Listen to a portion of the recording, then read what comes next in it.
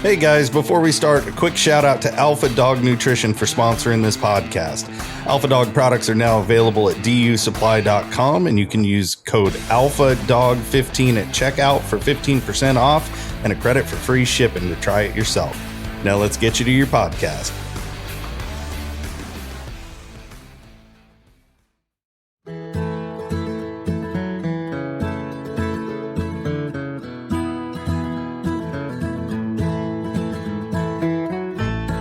In this episode of Monday Night Live, we get into some pretty interesting conversations about buying dogs, the value of a dog, Larry Hendrick's dog Bolt, and we get Brett riled up again. Of course, we also jump into how far you're willing to travel to hunt your dog. And yep, we talked about them lions turning their scent off again. Sorry, Chris Powell, but it happens. Don't forget to jump over to Arizona Working Dog Alliance's website, azwda.com, and sign up for a membership or donate to get entered in a chance to win a Garmin TT25 collar. We hope you guys enjoy this episode. It's me. There it is. I'm no energy in the room tonight. Chris is yawning Yeah, I broke down. Well, I didn't really break down. I had my first gen Cummins and bling, we are live. There's Troy. And so I decided I have to come down to Phoenix this week. I said, let me just tear my transfer case off Sunday, and put it back together, and I'll just drive it down. That's what I did. I made it all the way to Casa Grande, and I went to hit my brakes, and just a bad, I'm like, what the heck? Sounded like my front axle's falling out. I pulled over and looked at it, and my hub was hot as heck. So I made it to the gas station, got some fuel, and called AAA. Oh, my gosh. They've been good to me. You know what I did first? Call my dad. I'm like, he's like, I hooked the trailer up. And I said, damn, I've had AAA for 5 years. I'm going to call them. And I did. I called them. They're good. And I thought, man, I don't know if they're going to get here before I get to, get home, set up for the live. And she called me and says, they'll be there in 30 minutes. And then I get a text that says, watch them live. And I click on that text, and the guy's like a block away. Got there in like 10 minutes. Hooked me up. I pulled it up on the truck and brought me home. We've used AAA before. If I tell you what, it works. I don't think. It saved my family more than me, because I think I've used more of my AAA on everybody else than myself. This is the first time I used it on myself. But it's $100 a year. Lord of mercy! Look who showed up. You don't look very excited either today. No, I should have. It looks fresh though. What are they saying in Spanish? Más fresco que una lechuga. It's more fresh than a head of lettuce. No kidding. Well spoken. Maybe I should have made a thumbnail that said "Grumpy Old Man." That's about right with me and me and Benny, but Benny mainly. I'm not that old. Well, I'm getting ready to be older. When's your birthday? You're out of focus. I'm always out of focus on yours. I don't know. It always does that on yours. It is weird. He's clear on mine. Sorry. I don't know what it is. You're trying to fade me out. Yep. So what happened with you, Benny? Did you have your bearing go out or anything? No, my wife's oldest sister came and spent the weekend here, so that kept everything. Yeah. Did they beat you up or anything, or? No. I was real careful of what I said and how I said it, and I said I wasn't going to walk on eggshells, but I didn't step on any eggshells. How's that? So that was an accomplishment for you. Yeah. Hey, Marty said he scraped coon hides all day. Do coon hides bring anything, Marty? Just curious. Well, James must Myers, bring something. Little Houndsman.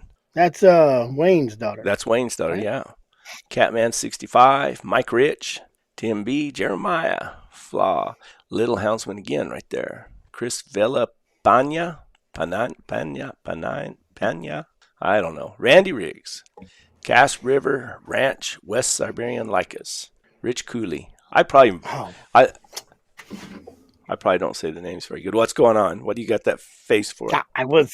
Someone sent me something today about our buddy, my buddy, Blindy. Both you guys got these buddies. What's yours is Knucklehead. He has Knucklehead. I have the blind man. Yeah, you're blind. Blind. Benny has what's that? What you have? Terry, is that his name? So I sent that to the W and I blocked off his last name, but everybody knows who he is. Who cares? I don't care. He puts it up here on the. He puts it up here on the board. The one we're not supposed to say his name is Benny's undercover agent. Knucklehead. We've been scolded for that. He called me and scolded me. He did, and then he never came on. I told him, I said, I'll send you a link. Let me know. You can come on and defend your honor. I said, I don't care. We say whatever we think. Well, I happen to know that he has been threatening to come on, but he's been told that it won't work out well. Don't do it. Who told you this? His secret informant. Hey, I guarantee the informant's informant. Benny lives in this top secret world. He's Maybe probably the undercover agent. Yeah. Covert. Very covert. He's trying to bust out everybody else. Infiltrate hound groups to find out what they're doing wrong. Well, I can tell you what they're doing wrong. What are they? Yeah, I know. I probably better not get started, yeah. You want me to share this? No, you don't have to share it. It's just someone sent me. No, here. Don't share that one. Hang on. Let me edit it so I can get because it shows who's in it. It's just the kind of stuff that like you're dealing with. So Rick Cooley, somebody's given the dog ivermectin once or what? I always got told that dogs couldn't take ivermectin. I always give my dogs ivermectin for worm. I've wormed them that way before. For heartworm, to get a little squirt in the mouth for heartworm. And then on Houndsman XP, I think that big worming one they had podcast, I think they talk about it. But there's certain ones that are better than others with 10% of blah, blah, blah. But blah, blah, blah. Yeah, all kinds of long lettered words with a lot of vowels in it. Blah, blah, blah. Yeah, blah, blah, blah. What's your concern? He's only given ivermectin once a year. Do you think he's going to have worms or heartworms or what? I forget what it gets. What all it gets, but wow. Did you answer me there, Marty? What? Sorry, I got sidetracked. But what are you looking at that thing I sent you? No. This is what Marty. I think it's what Marty sent me. Look at that. I want a coyote blanket. That don't even look like. You've seen coons and they're all dirty, nasty, greasy when they're all done up like that. I remember we used to wash them coyote hides real good and they just fluff out, man. It's beautiful. Look at that. That's gorgeous. Is that an actual blanket? I think that's his blanket on his bed. I want that. I'd like a coyote. All you got to do is go live with him. He probably lets you sleep right on the other side. Whatever it takes. Collie dogs. That's Marty. Marty Bear. Can't have ivermectin. Him and I have known each other for a long time. I don't know. That's right. Yeah. You can't give ivermectin to border collies you're right, Rick. Why? It's been a long time. I haven't worried about heartworm since I've been up here in the desert. But down in the valley when I had the farm, we had lots and lots of mosquitoes, and that's how heartworm is spread. So there you go. Buy a new dog, or are you out of line wanting to go to the vet to do blood work? It depends on your circumstances. Every deal is different. If you how much you paying for the dog? Yeah, I mean, if it's $100 dog, well, it's going to be a $300 vet bill. You mean what would you? I mean, just to some people are serious about their dogs. You know what I mean? I don't take my dogs to the vet, but I have vet friends, so kind of tell me what to do. I will. I only took my dogs to the vet if they got face to face with a lion in a hole where they were all punctured up and looked like a pincushion in the front, and then I'd take them to the vet. But other than that, hell with them. That's not right, Benny. You're so cool. I bet if you paid $17,500 for a dog like that one that sold up there in Farmington, and you just went out one day and he didn't wake up early enough or he limped or something, man, I'd have him down at the vet. Brett, they're all the same. No, they're not. They absolutely are not, Benny. Yeah, some cost more than others. Yeah, you're not going to tell me one of these things that I got out here is the same as that 17. Although I do have a half brother to him. Full half See, brother. there's my point. So just because you pay the money, it doesn't make it any different dog than the one that you raise that's just as good. Benny, the difference is you have more of an investment in it. So you'd rather lose a $15,000 dog that didn't cost you anything because you raised it over one that you paid for? What's the value of him if you're not going to sell him anyway? But if you had money coming out of your pocket for $17,000, yeah, that's a little different. Yeah, I don't see it that way, but everybody's different too. Well, how do you see it? How do you put a I dollar see it value? How do you put a dog's a dollar dog. value on a dog if you're never going to sell it? You got to know Personal. what they're worth. It doesn't matter. You Brett. don't have to know what they're worth. You don't have if you're not going to sell it. No, what I'm saying is you know your dog's value. Whether you sell it or don't sell it, you know the caliber of that dog, you know the general market, and you know what the dog's worth. I think what he's saying is you have dogs that you probably would take to the vet, and there's dogs you probably wouldn't take to the vet. Well, I mean, the only way you can determine the value in a dog is what somebody will give for it. You can make up any story. I could say, this dog out here I got's worth $25,000. Good luck trying to find somebody give me that for him. So, I mean, now I guess you could value it if somebody come up to you and said, "Hey, I'll give you $5,000 for that dog right there." Well, and you say no, and he says, "I'll give you 8," and you say no. Look at your mules as an example, Brett. Is your Bonnie mule worth what you paid for her? She's worth less, a lot more, the same? She's worth a lot more than I paid for her, but money actually came out of my pocket. But that's what I'm saying. But that's also a mule. I mean, they have auctions and stuff. I guess they have dog auctions too. I don't know. I just don't look at it that way. I don't put a dollar value on all that stuff. Sometimes it's the name that makes it valuable. Absolutely. See, this dog came from... You've seen it in horses, Brett. I'm sure you've seen plenty of horses that come through because the trainer or it came out of a certain sire or whatever. Well, for breeding purposes, I mean, when you go through and you buy a gelding, you're just buying him for specific what he can do, his performance. Mm-hmm. Yeah. But in a mare, a brood mare, you can pay more for those genetics. Also for, a young colt that you're going to raise and try to get, keep those genetics, whatever, they're worth something. And I guess the dogs are, although there's no registry really. That's the problem, that you can certify. People can say anything. I think, the only registry is, I got this from Allen or Derringer or Bean or whoever. Yeah, and then you got to take it for what it's worth because, every blue tick hound that has big ears and droopy eyes, everybody says it's a Cameron. Or this dog goes back to the Lee brothers, or whatever. I had a guy give me 2 blue ticks. Said it's out of Ben Lilly stuff. Wayne said Brett had a dollar value on that pup that I paid for. Well, yeah, I mean, No. He had a dollar value on it because he paid for it. But sometimes then if you just start giving dogs away, then other people don't value them either. Does that make sense? That's a good example because I trade a lot of dogs. I don't sell dogs. I'm not out enough to say I've caught 32 lions last month or whatever the deal. That's all. So it was a dry month. It was bad. I don't count doubles. You don't count the same lion twice. Yeah. So if I sell a dog for $100, people are like, "Oh, it's a $100 dog." If I sell a dog for $800, I'm like, "Why?"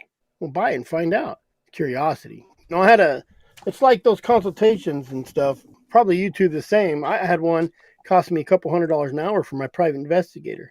She tore me apart, and she's like, "Your website's stupid. Free consultation. Why would you do it free? Are you not worth it?" I mean, she tore me apart. She says, "You give them a price. You don't ever discount. Most of my retainers, my smallest retainers are usually for a decent case, $1,500 just to look at it, get started. Don't just go down to $1,000. Don't go down to $500. You got to make yourself worth the money. And if you think you're only worth $500, then who's going to hire someone that's $500?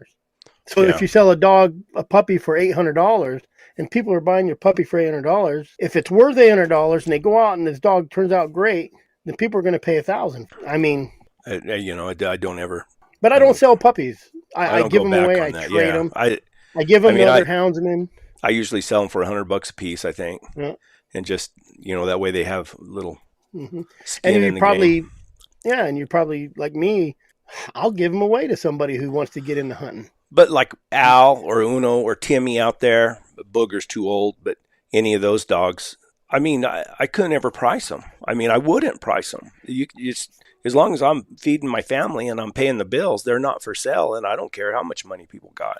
Yeah. And I say that, and then Elon Musk comes up and offers me $2 million. I think they might leave the house then. I might go deliver them. But if they don't, you better not talk about it.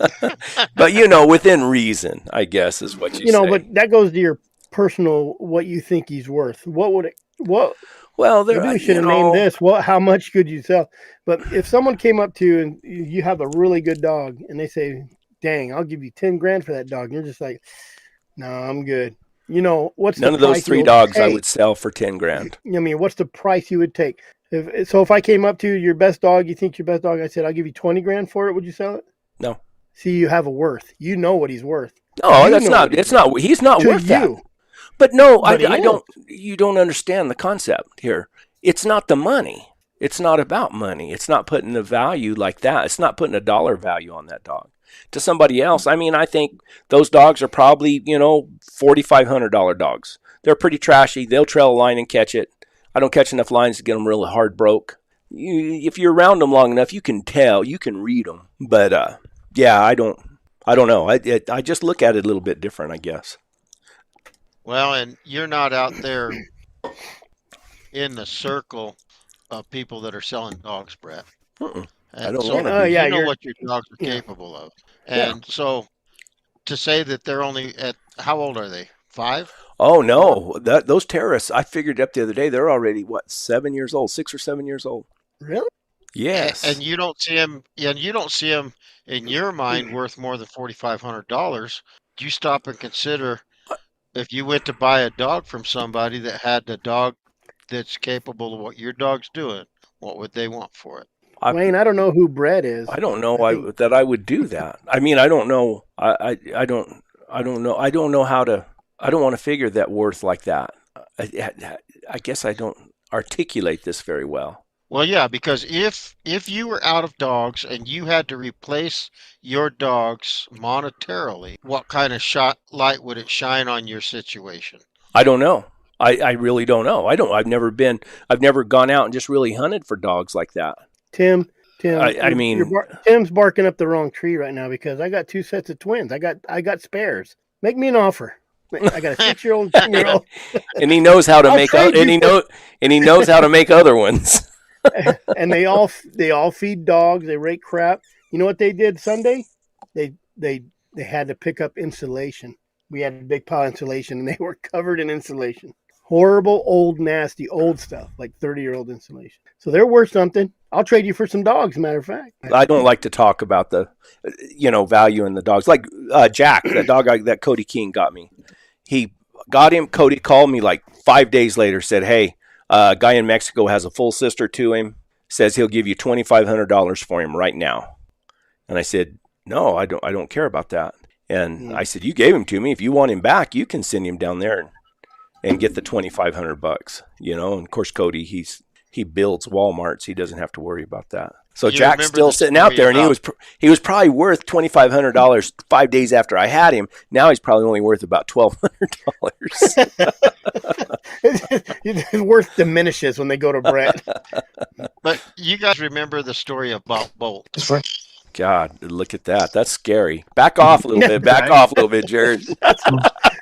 I got it. Them working guys. Always act like they're working. What's going on? What Benny, finish your point. Look, when he gets his arms crossed, it worries me like that. Oh yeah, it's coming now. My shoulders hurt. And jacking with that loader all day long, it's tearing up my shoulders worse. So anyway, you remember I remember the Bolt. Story about Bolt. Yes. Bolt was Larry Hendrick's dog. Steve was giving Larry grief. He had this litter of pups, and he says, you don't even have a good breeding program. You just, banter between each other for friends. And he says, look at that dog right there. He's even barking at planes because there was an airplane way up high in the sky, and the dog was just looking up in the air. So Steve gets in a situation. No, Larry needed a new pickup, and so he called Steve and he says, "Hey, you need to come over here and buy one of these young dogs off of me." He says, "I need to get some money up gathered up for a pickup." So Steve goes over there to Larry's and he's looking at all those dogs, and he said, "So out of all these young dogs, which one's the best?" He says, "That one right there. I call him Bolt." He says, "That's that one that chases airplanes, so he's better, you know." So anyway, I don't know what the deal was, but Steve ended up with Bolt. And there was a guy in Texas that got a bunch of ranchers to sponsor him to hunt lions, Perry Helmsley. Oh, Perry yep, went to yep, Steve's house. You remember. yep. And so Perry went to Steve's house, and Steve knew that he had $10,000 in his pocket. And so Steve showed him all these dogs, and he says, "What about that dog over there? You haven't showed me that dog." He says, "That dog's not for sale." "Well, everything's for sale. Hmm. Name your price." He says, "No, it's not for sale." He says, "No, really. Just name your price. If you was going to sell him, what would it take?" And Steve knew he only had $10,000. So he said, "Well, if I was going to sell that dog, it'd cost $15,000. He says, "Can I borrow your phone?" And those ranchers wired him 5,000 more Yeah, dollars, and he bought Bolt for $15,000. I remember hearing that story. I So, think it just depends. I think the difference too is you got people who are doing it as a job. Like Exactly. people who like I don't do it for a job. I just do it because I do it. Now let's ask Jared, your top dog. If someone came and offered you 15,000 for it, would you sell it? No. How much would you sell it for? I don't think I Oh, could, because if I book 4 hunts, that dog just made me 20 grand, Yeah. well there you have it. or it could Well, potentially make me 20 grand. Do you guys remember that movie Django Unchained? Yeah. yeah. You're not going to sell me your best slave. You're not going to sell me your second best slave, but your Mm, third slave. You'll sell me your third slave. I got a third best dog I'd sell out there for you for about mm. 15. But you're not going to So get my best. Well, I just know that it depends on y- what's your ability to make more dogs, you Mm-hmm. know? And so that comes into play as well. These guys that have a bunch of dogs and they have a bunch of pups and they hunt, like Larry Hendricks, he hunted 6 days a week all winter long. So he had the ability to make more dogs. When he Yep. was on the Wallapai Indian Reservation for all those years, I think he killed 80 lions first few years that he got there.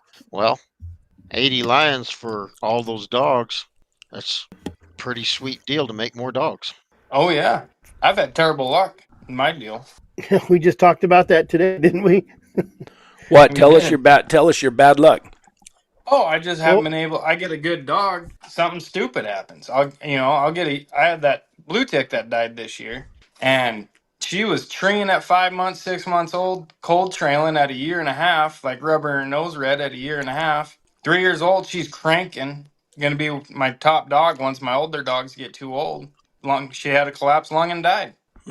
You know, just that. Or I had another dog at 2, kind of the same story. He didn't tree very good, but man, he could trail. He got a cactus in his groin and it leg swelled up on a Friday. And I was like, well, I'll take him in Monday. He's still walking around and eating just fine. By Sunday, something happened Saturday night. The cactus punctured his intestine or something, and he went septic and was dead in 4 hours. He went from just limping around to dead, and it was because of a cactus needle. Bad luck. You know, You never know. just bad luck. I had another dog get a foxtail in its lung. Was on antibiotics for 3 weeks. Hunted her the whole season. Last day of lion season, put her in the dog. She jumped in the dog box, fell asleep, never woke up. They think it's because of the foxtail. I'll be dang. Yeah, but just well, there's a difference too. Jared hunts pretty hard, so they're more apt to have something happen to him. Whether than me, I don't hunt. What do you do for a living, Jared? Besides pave guide, asphalt. lay asphalt. Yeah, You work for a contractor. You got your own company. contractor. Contractor. See, if if you want to hunt a lot, you got to do jobs that no one wants to do, and you can kind of get away with stuff. Like asphalt in the summer in Tucson. Yeah, I'll guarantee Yeah, you like that's a hot asphalt in the booger. summer and Tuesday. Yeah, You show up every day in the summer, he can find someone to fill your spot in the winter. And then you could come back in the summer. Yeah, and then I can come back in the summer and want to die. Do you advertise your guiding service? A little bit, not a lot. I mean, Mouth only, basically, word of mouth. Do you get do you get to guide quite a few hunters every winter? 4 or 5 a winter. 4 or 5. But I do 7-day hunts. What do you go set up a camp somewhere and hunt out of a camp? Set Yep, up wall I tents and do. stuff? No, I don't provide food or lodging because Okay. I am a terrible cook. That's what he calls like Chris spam, yeah. If you want spam and a Diet Coke at the end of the day, you can camp with me. What do y'all hunt on mules, or do you just drive, or how do you do that? Depending, like I got some younger guys, that they're really gung ho and they want to go on foot. They get bored in the buggy, so we'll go and hike around. Oh, so y'all. Jared is a mule. Just remember that. Yeah. He don't stop. And then, I had some boys from Texas, and they wanted to hunt out of the buggy, which I don't blame them. And we hunted out of the buggy and were successful doing it. So why not? Go to Rick's question real quick. So most of you Rick guys Cooley, would not. So most get of you a guys vet would check. not get a vet check on a new dog you were buying. Yeah, I would. I mean, Yeah. if I was paying very much money. Good for money. it. Good money. Yeah. Well, I mean, how much you paying for the dog? If you're paying $5, $6, $7, $8,000, why not? Why not go get a $200-$300 vet check, $500 vet check? Well, yeah. It just depends on who you like. I only buy dogs from one person now, two people now, pretty much. So I was going to go there. I was going to say it depends. Who do you buy? Are you buying it from somebody you know? Is it a reputable deal? People matter. Will they stand behind it if something happens? And realistically, you're buying a chance. Everything's that living and breathing is a risk. Well, yeah. Well, the first day you turn it 17 out, you don't know what kind of bluff it's going to fall off of or whatever. Yeah, even those $17,000 dogs, they can die in the next day when they're out. Like you said, right off a bluff, stomped by a mule, something, killed by a lion. Yeah. I don't have that kind of money to do that, or I would. I'd be buying $10,000 dogs and I'd be hunting every day. Well, how much money? Go there. What kind of money would you have to be able to spend that? I mean, oh God, you'd have to be making, like, honestly, you either have to be a trust fund baby, or have that money. You making enough money to where your company's making money and you can go hunt, or you just got money. I don't know, win the lottery. I just wondering if there's a dollar amount. Are you making $150,000 a year? You making $200,000 a year? Or no? Well, it just depends on how if you're good with only money. Do if what? You're only making if you're making $200,000 a year, but you got a $2,000 house payment and a $1,700 trip. Well, I mean that's all relative. I mean, yeah. If you're spending your money on other things, you probably don't want to hunt hounds that much anyway. Well, if you're only making $150,000 a year, $200,000 a year, you're probably working your ass off for that. Not so necessarily. You don't have time. I mean, I think once you get past that, a majority of the people, you know what I mean. Now, if you're profiting $200,000 a year, that means you probably got a good crew out there making you money. Yeah. You know what I mean? There's a lot. I mean, you don't have to have crews. I mean, well, look at you. You had a guy running your stuff for a long time. And then once he went away, you got. They didn't run it. I still ran it. Well, yeah. But I had responsible employees that I could depend on that would take care of things while I was off, in the woods. But I still, we had meetings and stuff. I called them up. We lined them out. I got all the emails. I got everything. I bid the jobs. I did all that. But they were good at doing the work. And he is a trustworthy guy. I sent him to California. I sent him to Washington State. I sent him everywhere. And he'd go get the job done. I mean, there was no problem with it. I think if you got a good company, and some of those guys, they got good company. Those guys that are running to Africa, and they're established. They got the money to spend. Well, and back to that, I had a real wise man tell me many, many years ago when I was young. He said, "Remember," he said, "you can hire somebody to do your work." He said, "but you can't hire someone to run your business. Yep. You got to run your business. You have to be involved. You have to run it. I mean, it's your business. You have to run it." Mm-hmm. And And I'm sure, there's big businesses that pay executives tons of money and they, do a good job running. But for the most part, we have to run our own business. Rick, is he not wanting to get a vet check? I'd be wary if someone was kind of saying no, don't get a vet check. But who's paying for it? Did you offer to pay for it? I don't. Trading a dog plus $2,500. Why'd you short the guy $5, Tim?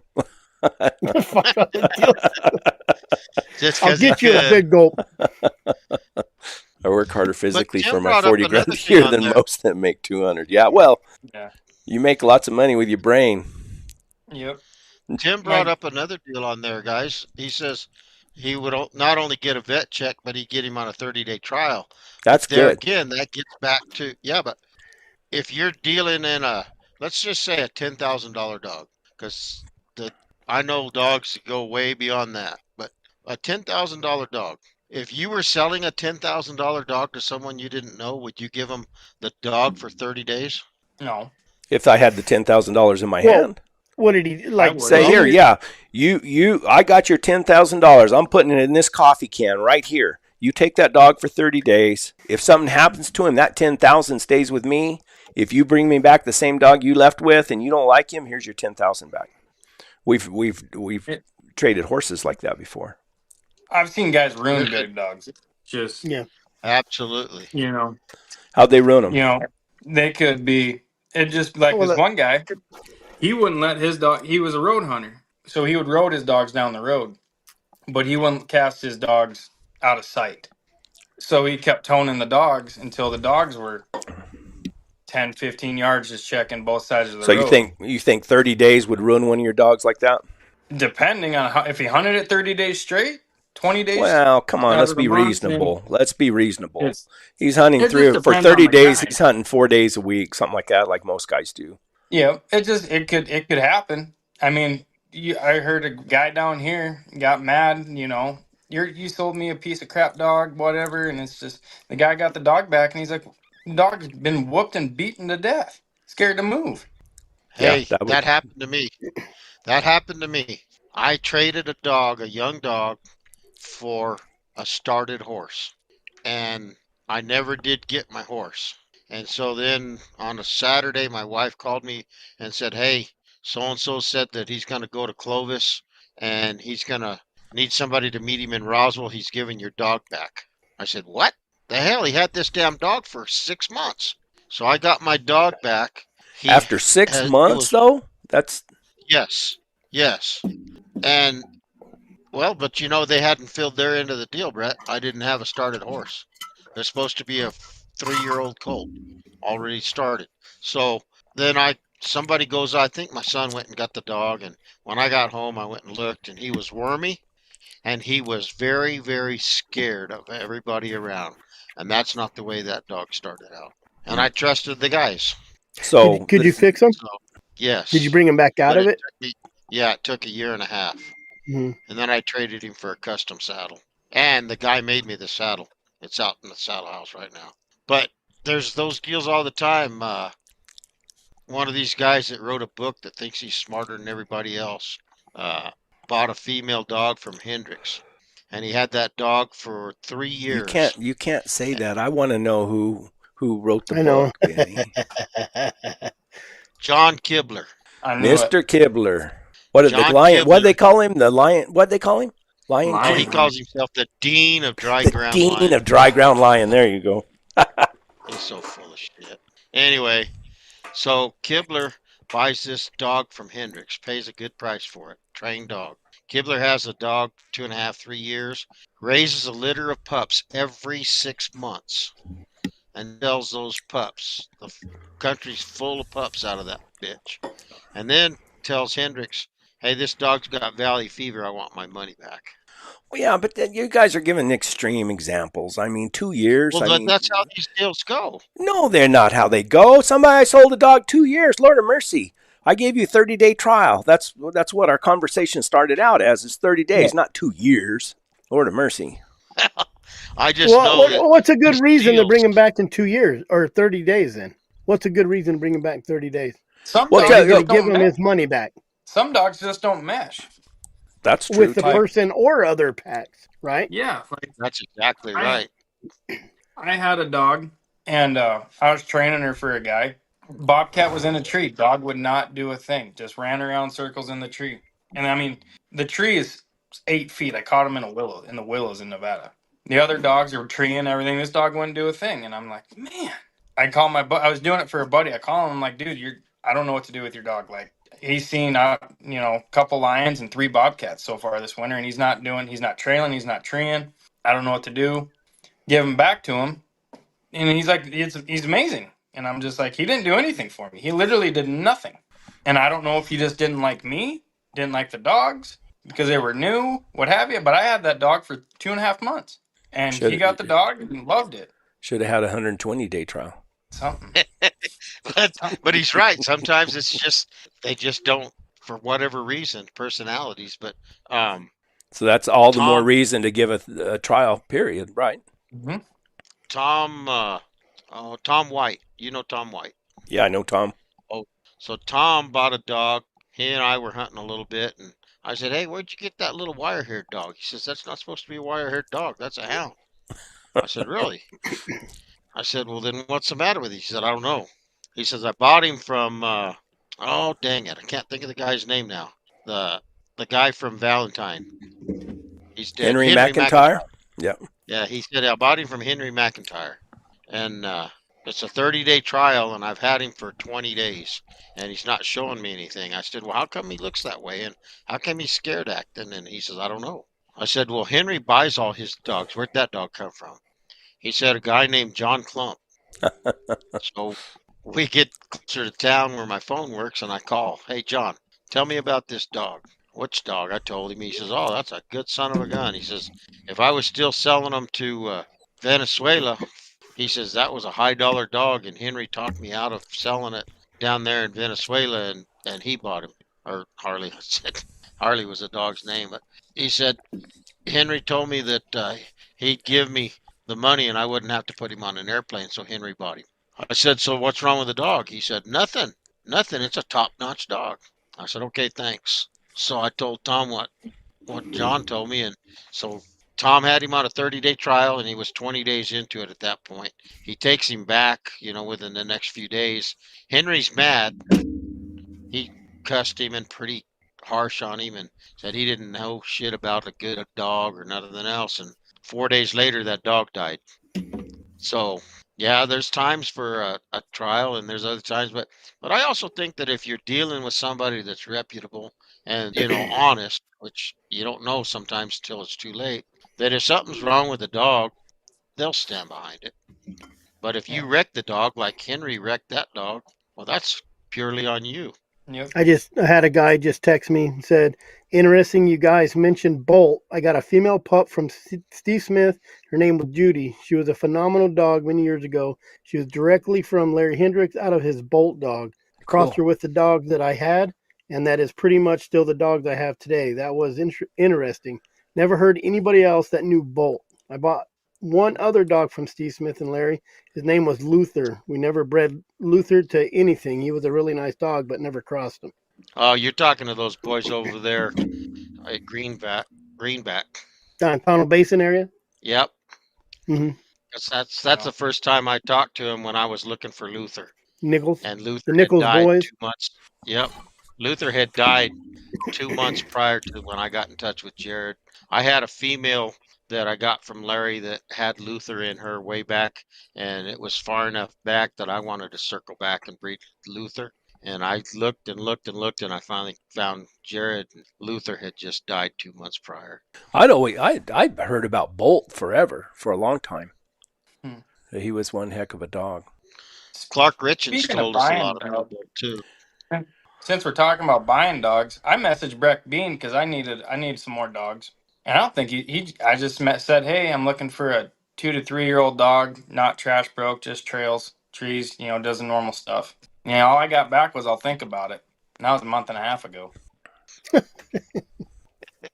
That's he's still thinking about it. Give him time. Breck and I talk often. Yeah. And so, and it could be because I don't sell dogs to people I don't know. Well, I think their dogs. I mean, they use their dogs. I mean, they're guiding hunter. His boy Jim Breck is guiding lots of hunters, and they're catching a lot of lions. Oh, they're And, doing dang good. yeah, let's jump down that rabbit hole. Who do you sell a dog to? How do you vet that guy? We're talking about the guy selling the dog. Now, how do you vet the guy you're gonna have that's buying the dog? You're gonna have do you to go hunting with him if you want to cut that deal. Yeah. Well, how about the buyer? How about the buyer? You go to someone like Jared or Breck Bean and them, and they're making their living with their dogs, or they're making money with them. Jared has a $20,000 hound out there. He ain't going to sell him. He's making money with him. Mm-hmm. I mean, so if Jared has a dog for sale, I look at him and say, well, what's wrong with him? Why are you selling him? Mm-hmm. And unless he comes back and says, well, I don't need him. I got 5 more just like him in the pen. Yep. Well, what about John Klump? John Klump always sold his best dog. But John was making money that way. I mean, that was one of his ways of, and he was in good country, and he could go out and make those dogs. Yeah, but John will make another best dog too. John's got a way. John's got a way with him and dogs. I guarantee you. I watched it. He's got that real quiet voice, and he's got a way with them. I'll guarantee it. Yeah, and it's. Are we talking about who to pick for a seller right now? Right. Yeah, you got to keep up, Jared. You got to keep up. He's still mad. He's still mad. Breck Bean hasn't called him back yet. He's probably lost your number. I'm just like, well, I mean, I don't blame the guy because I don't post anything that I catch. Like, I got an Instagram page, but I haven't uploaded a picture. I bet if you posted it, they probably wouldn't see it anyway. Yeah. Yeah. It's because that's how I look. It's at not. It's not that. It's just that they're just not interested in selling dogs. Yep, I believe it. That's why I want to buy dogs from those people. Mm-hmm. I don't want to buy dogs from a dog jockey. Yeah, and you're not going to. And if you do buy one from them, you're not going to buy a bad one. The bad ones don't get sold. Yep. Like my buddy that I bought a dog from last year. I had an old dog go down. I had another dog get injured, and I'd hunt. And I thank God the guy left on day 3 because of work. He had a 7-day hunt, and he left after day. I caught a lion for him the first day. He said it was too small. Didn't find anything for him the second day. The third day, I got on a long female off a deer kill. We ran her about 1.5 miles off a deer kill. Caught the female, still too small. And he's like, man, I got to go back to work. He's like, I can't finish this hunt out. And I'm like, thank God, because I don't have a dog to hunt tomorrow. I mean, everything was exhausted. Wore out.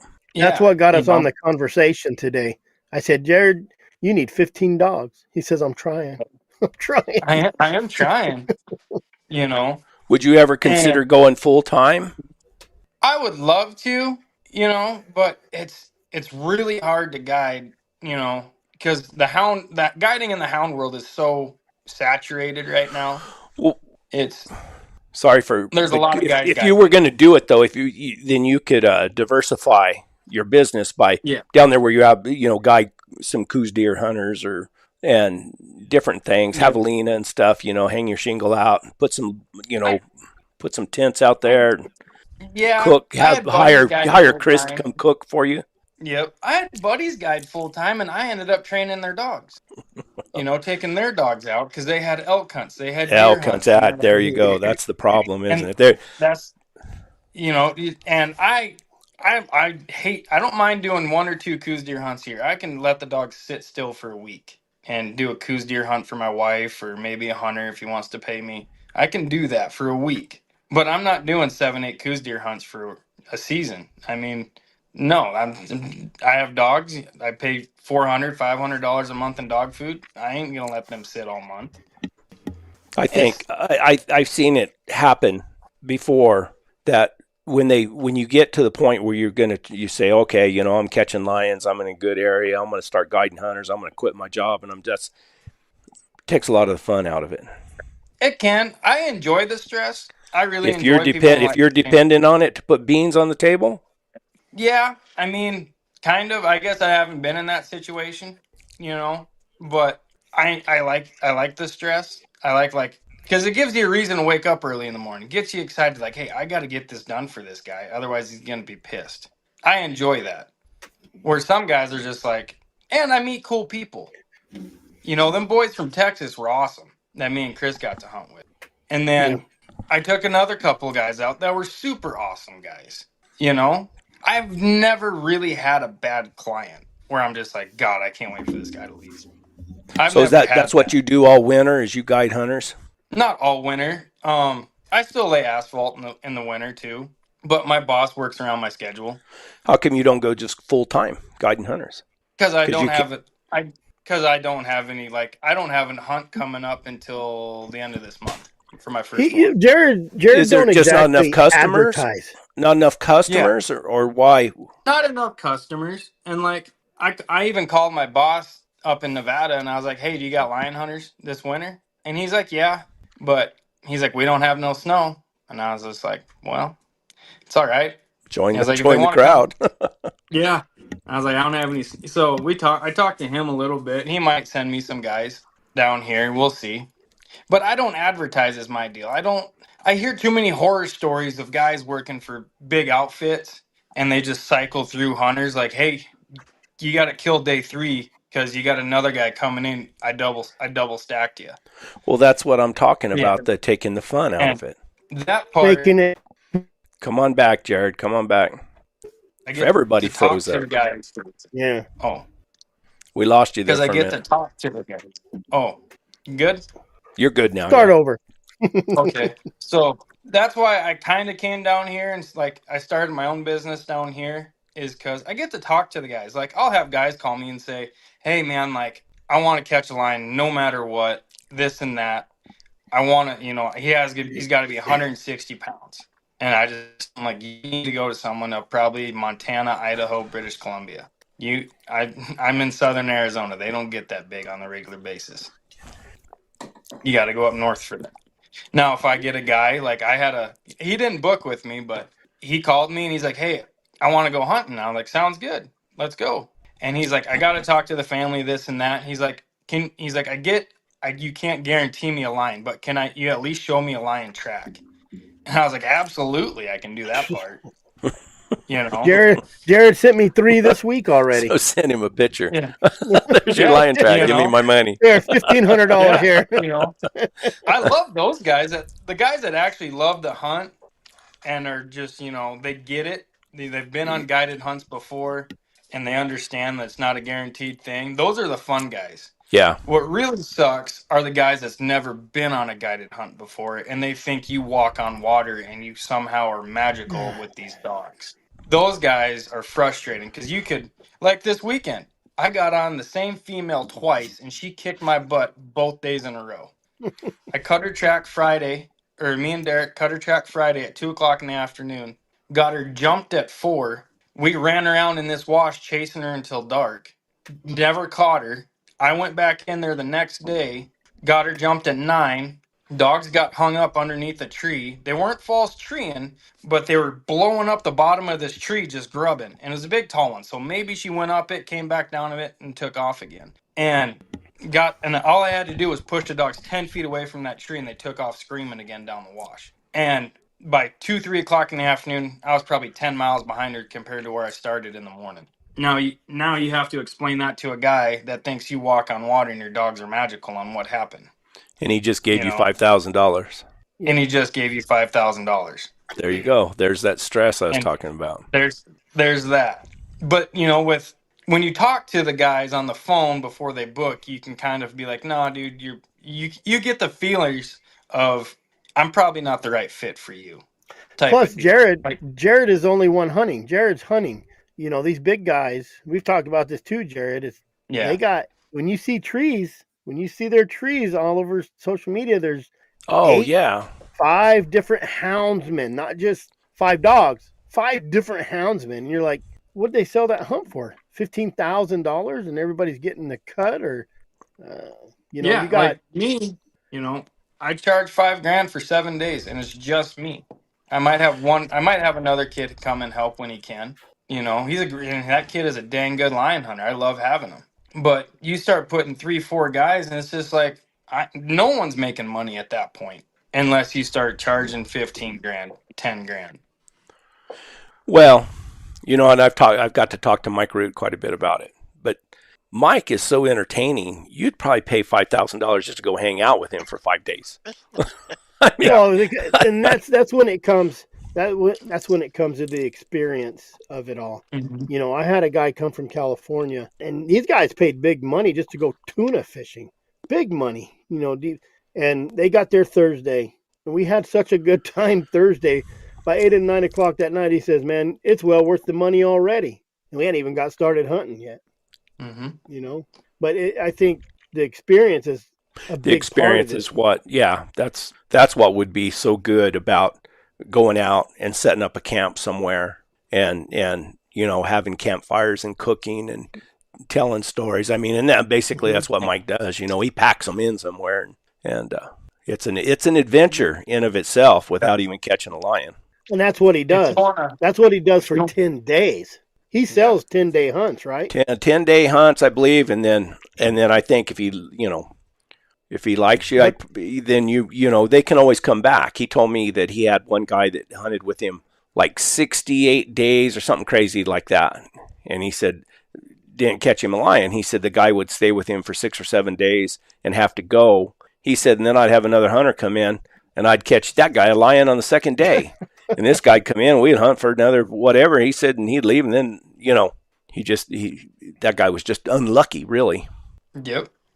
But pleasant guy, always got to come back. And I imagine eventually Mike, got him a lion. Mm-hmm. But I'll guarantee you, when you sign up with someone like Mike, you're going for the adventure. I've hunted with him. It's an adventure. And like Jared was saying, when you vet your clients, when you got a guy that just wants to come for 2-3 days, he's probably not filthy stinking rich. You got a guy who can take 10 days off and pay for that and come hunt 10 days and then come back another 10 days. The guy has money. He wants to go out there and he wants to get out there and do it. Exactly. Yeah. Okay. I argued with everybody except Chris tonight. Chris, what can I pick a fight with you about? Oh, here's a good one. I'm going to go back to Tim's.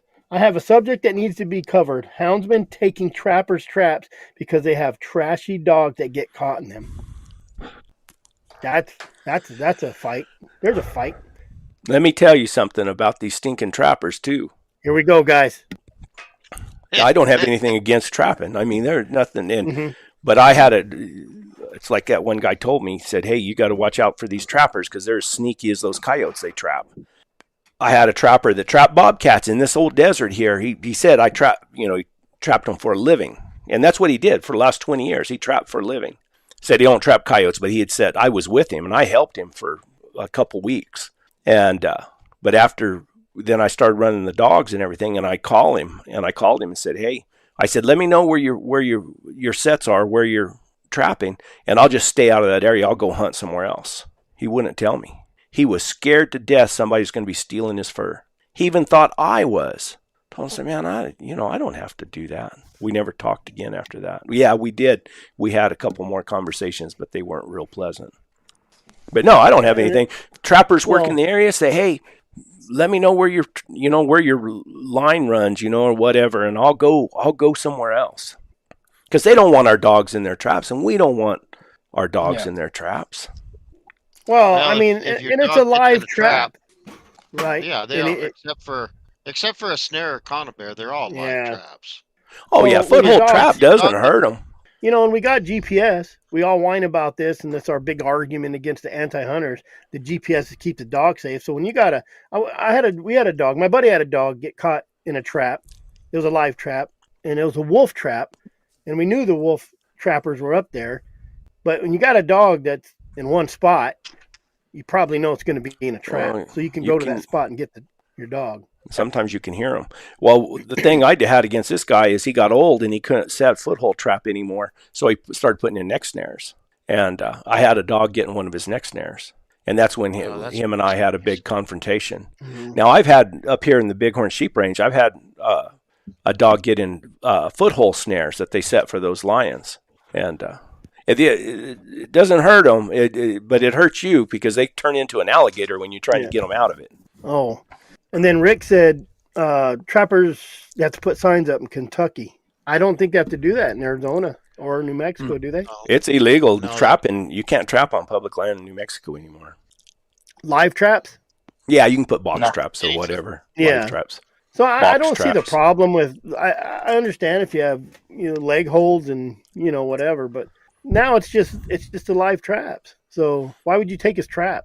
Unless it's on private property, then take it. But I would never take a trap anyway. I mean, I had dogs, Oh, get in footholds. I mean, it's no big deal to get them out. Like I said, you got to be able to grab them by the snoot and hold their jaw shut so they don't bite you. And then yeah, because even your best friend will bite the snot out of you when he's got a foothold trap on him. Oh yeah, Choya will test that friendship. That'll real do it quick. too.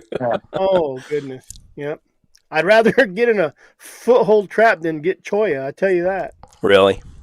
But I mean, taking the trap, that's just like he said too down here. It's like taking a dog. Yeah, that's stealing. dog- That's all that you know- is stealing. Yeah. So if he gets in your trap and the trapper takes your dog, is that fair game now? Since he took his traps, oh fine. Next time I trap your dog, I'll leave your collar there and I'll take your dog. Go turn him into the Humane Society local one, and let him cut him up, neuter him, spay him. It's what they do. Okay, this is a good segue into our topic. How far would you go to avoid a trapper? How far would you go? How far do you, Jared? How far do you go? How far from when you leave your house? Oh, And Jared's you lucky. got a guy that called you. He's really rich. Calls you up. He says, I want a Tom. I got $10,000 here. You take me to go get a hunt. How far are you going to drive to go try to find it? You don't have to tell us where it's at. Your most successful area where you would go and just hit it hard trying to get this guy a $10,000 Tom. Probably 14 hours north. You'd go to the snow country. Nevada. Nope. I don't blame you. Yeah. I understand. That's a smart answer right there. Yeah, Montana. Those people that call you and say, I want the world's biggest Tom for 10 grand, they're not going for an experience. They want something to hang on the wall. Yeah. Yeah, they want something to hang on the wall. They're not going down and be like, hey, look at all this Mexican trash in their little camps. They don't care to see that. That's a good answer. And that's Jared. exactly where canned hunts was formed back in the day. Yeah, and all those old timers did. Let me tell you what. Man, I would have had a blast. Back in the old days. I think for training man, reasons, those canned hunts would be Just a great. canned hunt. Because now, I'm not saying we need canned hunts, by the way, but there's so many wild Yeah, lions in yeah. the dirt right now. Why don't? What, Son of a is it gun. illegal to put a tracking collar on a lion? Well, it's harassment, wildlife harassment. Yeah. Don't ask me I'm where that betting idea. so. Don't ask me how I came up with that idea. Yeah. There Just was remind a me. female. Just remind me later, Brett, to send you that frequency we talked about. There was a female lion caught and killed over here in Arabella in the Capitans. And the guy that killed the lion said, oh, crap, I killed a lion with a collar on it. Hey, So he calls the game department. Hey, you need your collar back? We don't have any collars. Oh, What do you mean? That opened up a can of worms. now why is Tim calling a dog trashy that gets in a trap? well, if they got, in the old days, we used all kinds of stuff for trap. I don't know what the rules are for trapping these days. We might have to get the Arizona Trapping Association on to talk about it. Keep the dog because he got in the trap. Oh, is he trashing on the little? Because they use. He says keep the collar too. I don't know. They're having a conversation between themselves. I might have missed part of it. Keep We're the collar too. eavesdropping. It's probably worth more than the trashy dog that got caught. Come on now. Dogs can be curious, all because it doesn't smell Yeah, like a lion. exactly. I'm going to check it out. I mean, yeah. Which Tim is this? Tim B. Tim. When I ran a trap line and I had hounds, my hounds quit being trashy on the trap scent, on the trap bait and all that, because every time they got their foot caught in the trap, they got my foot caught in their ass before I turned them loose. And they thought, Well, if they're "That's using a double." if they're using bobcat scent or lure, does that make them trashy? They're curious. They go smell. They just watch dogs. You just go hunt your dogs. Free cast them out through there. Watch them how they smell under trees and smell here and smell there. They're looking for what they're supposed to trail, and they get a little curiosity by smelling some baited scent out there, and they're. Jeez, come on, Benny. Probably Rick. Live trap. I call them live traps. Are they box traps? Is that what they call them other places? Yeah. Box traps, yeah. Because we use coyote scent. You don't think a coyote? I mean, a coyote goes in and none of your male dogs go mark over top of a coyote. Oh yeah, scent pole. Crap right on top of it. Yes, absolutely. It doesn't mean they're trashy. It doesn't mean they're trashy and trying to trail it and catch it. Good job, if Tim. Your dog's not Good job a trap making dog. Brett mad. If you don't have a trap dog, that is because all of those different baits and all of those different scents and calls and lures, every dog is going to go smell them, and the only ones that don't are the dogs that are on the trap line with you all the time and learn. They probably won't trail a lion either. Not a cold one. Not a cold one, exactly. Oh man, I guess I've been in a mood tonight. I know. How far would you guys drive for a phone call lion? How far would I drive for a phone call lion? Yep. Say like Not right now it's Cody. So it's 7:00 at night right now, and I got a phone call. Said, "Hey, we found a drag mark and fresh kill, across the road." I'm sure I would drive 6 or 7 hours. Yep. I think it just as long depends as on I what's could going get there on. before sunup, absolutely. And if it came from a trustworthy source, because I drove for a lion track that was somebody's big old spade-foot dog. Mm-hmm. Yep. But yeah, I caught this little lion over here. This was pretty good. I got a phone call the night before. Said, "Hey, a lion came into my yard and killed my little dog." And of course, right away I thought it was a coyote, I guess. And I said, "Oh, because it was a lady called me. And she was pretty hysterical." And I said, "Are you sure it was a lion?" She said, "Sir, I threw rocks at it. I threw everything in my yard at it, and I know it was a lion." So I knew. But I only had a 30-minute drive over there to go catch it, so it wasn't that big a deal. Yeah. Well, I go through that story with Cody King. What was that, 2-3 hours from you? And he Cody King would drive to South America to catch a lion. Yeah. And he goes and catches them, frequently, all over, in Texas and then down in Mexico, a lot of places. And that's somebody who has an established company that can leave because he has established people working at his company. Sure, exactly. Mm-hmm. And Cody, he's a younger man, and I don't think he sleeps. I honestly don't, because he runs bobcats all night long and then works all day and then goes chases lions wherever he gets a phone call. I don't think he sleeps. Didn't he say he does everything in a 4-hour block? I don't know. Did he say that? I can't remember. I think he did. Yeah. So he'll sleep for 4 hours, and he doesn't have. It's like, well, it's 8:00 in the morning. I got to get up. No, if that's 3 hours into his 4-hour block, I'll see you at 9:00 in the morning. Where in the hell are you, Tim? Idaho. Yeah, this guy's got the best dogs in the world. I know where I'm going to go buy a dog from next. Hey, that's another thing, though. When you guys are buying dogs and you're worried about them, are you buying them from reputable people or people that you know, or So I think it depends on what you're doing with your dogs. Personally, I'm not a superstar. So if someone says, "Here's a dog," I'll try it out. I don't care. Well, I've gotten dogs that were, I know they were troubled dogs, and they worked great with me. Listened, ran with my dogs great, trailed great. Just did not work for the other guy. I think if you're in the market for a dog and you got the money and you're trying to buy a dog and somebody, offers you a dog, says, "Yeah, I got this hound, he's broke, $5,000, whatever." And then you do a little research on the guy who's selling the dog. Find out who he is, if he's trustworthy, if he, whatever the story is. Somebody will say, "Yeah, hell yeah, he's got really good dogs," whatever. I'd point you in that way, but I'm blind. I have a reference for my dogs, Brett. What do you mean a reference? Explain yourself, a reference. People who hunted with him. The buddy that hunted with him and said that dogs could jam up. Oh, he's talking about cell dogs. I'm still pissed off about doesn't ever let his dogs smell a piss post. Oh. But when I lucked out when I first got into the game. I'm I bought a puppy from an older gentleman in Montana, and we kind of became friends a little bit.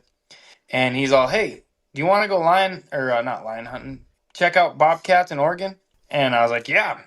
Went to Oregon, met this other guy. He hunts everywhere. He knows a bunch of guys, been in the dog world forever. And I still talk to him to this day. And how I met the guys in southern Arizona was from him, because I was trying to learn how to dry ground lion hunt in Nevada, and no one dry ground hunts in Nevada. I don't get why, but no one does it. So I'm like, "Well, who do I talk to?" And he's like, "Give these guys a call down here." He's like, there's some catching mother effers. And I was like, "All right, give these guys a call." I was still living in Nevada. Came down, started buying puppies from these guys down here, became friends with them. And now if I want to buy a dog, I just talk to them. There It's you go. just, hey, what do you know about this guy? Because they saved me about $7,000, $8,000 on a dog. And I called him like, "Hey, this guy, he's got this dog." And he's like, "Well, what dog is it?" And I said the name. And he's like, "Don't do it. It ain't worth it." He was Perfect. straight up All with you. right. Yeah. Mm-hmm. That's And that. then, Yeah. Doing the research, finding out about the people who are selling the dog. Yeah, exactly. yep. And then, back to when I had to go buy a dog last year, I called my buddy up and I was like, "Hey, you got anything for sale? I'm kind of in a tight spot." And he's like, "Man, I got nothing." He's like, "But I'll ask around." And I'm like, "No, don't ask around. Do you have anything for sale?" He's all, "Let me think on it." And he calls A me lot of back like people two tell you weeks that. later. Yeah. And he calls me back 2 weeks later and he's like, "I might have something for you, but she's not cheap." That's fine. I need one right now, because right now what I'm doing, I'm killing everything I got. I'm hunting them too hard. And he's like, "Well, I got a hunt coming up. Let me think about it. I don't know yet if I'm going to sell her." He calls me at 9 a.m. on a Monday morning when I'm at work and said, "Hey, if you want this dog, meet me at the gas station. I'm coming through Tucson right now." I call my wife. I'm like, "Hey, go pull the cash out of the bank. Meet me at Circle K. I'm buying a dog." And I'm in a work truck. And I was like, I need your truck with the dog box, because you're gonna have to take the dog home." And pick that dog up at a gas station. And she's a great dog. Worth it. Phenomenal. Yeah. Worth it. She still chases a monkey, but he was honest with me about it. I think He's like, most of those she guys, will run the heck. I think most of those guys that have the dogs for good money will say, "Come run with me. Come watch her work." Exactly. Yeah. Mm-hmm. Come hunt Yeah. with me for a couple days. Exactly. I That never that did you that you invitation. hit the nail on the head, Chris. I mean, I think if a person was going to be selling a $10,000 dog, then he ought to be willing to take that person who's going to buy it for a 7-day hunt and say, let's hunt this dog. Let's see how he does. That's a good point. That's Now even they'll do better that. They'll say that, but they'll than be like, "Let's taking go them on hunt a your trial country." yourself. I Do think if what you though? take them on a trial yourself, Oh, they'll say, "Let's go hunt your country. You're not coming to my country." Yeah, Yeah. there you go. Let's go hunt where you're but going I to think hunt. Damn Yeah. when guides you get do all that, territorial. when you, when but when you do that, you're hunting that dog in its own environment, and so you see the potential of that dog. Mhm. Yep. You're with that. The dog is in a with the other dogs that it knows. It's with the person that it knows, and you're not taking it into a brand new environment and expecting it to shine where it may or may not. Yep. So we can set the rules here for how you should buy a dog. You should, if you're going to buy a $10,000 dog, you should be able to go hunt, get the dog and the owner or the guy to come hunt with you for 5 or 6 days with that dog, and then also get the dog on a 30-day trial. You hunt by yourself with a money back guarantee. That's if you're paying $10,000. If you're only paying $1,500, $2,500 for a dog, you're on your own, buddy. Yep. Take your Yeah, chances. started dog. If you're selling a dog, don't sell to a jackwagon that's a blowhard. That's true. But how do you find that out? Those guys will cause you trouble. How do you find You that get a out? guy. Well, After the fact, Brett. well, yeah, it could be, but you talk to those guys that you can kind of they talk the lingo a little bit, but they say something you're just like, that makes zero sense. Like those guys that say they drag Now down you're lion. hurting my feelings. Well, no, but like the guy that says Leave Brett out of it. Don't talk a about me guy like that says that. he dragged down lion hunts. A guy that says he dragged down lion hunts, and he's all. So the guy's an expert drag down lion hunter, say, but he also says he's never lost a lion off a jumped race. Yeah, Well, it there You you kind go. depends of what know he's. size is that can. We get Yeah. back to the can deal. Yeah. But I mean, if you are hunting dry ground lions, you're gonna get burned. Oh Shoot, man. I've gotten outran 4 times this year, and this last weekend last I was gonna Saturday night say I was mad. 2 of them were this week, I was weren't they? walking around the house until 10 o'clock trying to figure out how I'm gonna catch her, and I couldn't find her Sunday. But when a guy says something Have like you ever that, thought you're just about kind of what like, adding a you different know. type of dog in for a jumped race? Well, I just made a phone call to my buddy that I get pups from and stuff, and he's all, dude, it is what it is. I told him where I was at because he hunts the same country, and he's just like, it is what it is. He's like, man, Well, I had a lion. The dogs were screaming down the bluffs. Next thing you know, the lion takes a grassy finger down. Bam, the dogs hit the brakes and just start pecking. Cold trolling And that's what again. happened to me. listen, Mr. E. Anderson. Don't you jump in on that crap. Don't He's you starting start it it. again. We will destroy you. We will destroy you. He's stirring the pot, isn't he? I just stirred the pot I was on the phone with Chris Powell, and the last conversation before we were done, I said something about turning the sin off, and it got into a good argument about turning the sin off. I don't think the line I was on shut its scent off, like, because when they do, like, you can see when that happens. You can see. I've only seen it, and seen it in the bluffs where I know that scent should be holding, Yeah. and it's not. It's not conditions Now, that are causing it. It's something the lion did. yeah, yeah, like that female when she was running her. There's these big long fingers of rocks. When she was going up and down them, the dogs were pegging her, just screaming down. 400 or 500 yards in front of me. I can't keep up. And then all of a sudden, bam, she'd take a hard right turn or left turn and go down a grassy finger into a wash. Now I'm sprinting, trying to get up to the dogs and pushing them down the finger to get in the wash. Sprinting. Yeah. No. My mule, I've never sprinted, but my mules ran pretty hard before. I was an amateur rock climber there for 20 minutes. I gotta come. I'm gonna bring an extra mule, and I'm gonna come down, and you and I are gonna go lion hunting, Jared. That sounds good. I'll bring an extra mule. him, let's go hunt. We'll get Chris together. We'll get Benny. Yeah. You'll have to. We'll go down there and hunt with him, and I'll film it. Yeah. Heck yeah. You know what we should do? It'll make his whole world different. We should just have him meet us down at the Taylor place. That'd be fun. That's good country too. I would probably cry a little bit driving there. You're driving away, you'd cry because you didn't live closer to it. I'd be so excited. I'd be so excited driving down there. I'd start crying. I'd get so excited. That's where we should just have our little get together down there. Let's take the Starlink and we'll go live right from there and have a recap every night of how the hunt went. Let's plan it. When's a good time, Benny? You set it up. We'll be there. Yep. Let me get January out from under my belt and see what I got lined up. Perfect. I bet early spring is pretty nice down there, isn't it? Oh, you want to talk about the best lion hunting there is? April. It's in Idaho in the spring. Oh, really? That's what I'm going to tell everyone. Oh. Sorry, Tim. They're coming to you. Yep. Tim, I want to go hunt with him. I'm going to see how those dogs don't mark over a coyote piss. Tim. Now you got. You guys are all talking about scents and stuff. I had a dog that was worthless.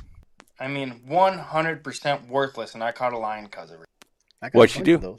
So she was a dog. That's just a dog. I'm She's seen a cat.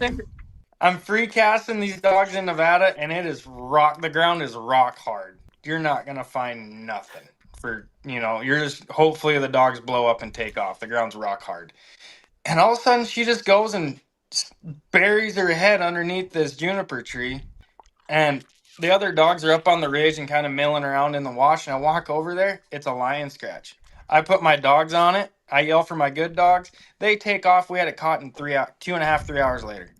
Would you have passed it and if you didn't catch her? Yeah, we would have walked. I don't know if we would have missed it or bumped it down the wash as, a couple 100 yards later, 20 yards later, but the dogs were up ahead and they walked over it or didn't go by it or what have you. And when I hollered for them and they hit that scratch, they took it, and we were off to the game.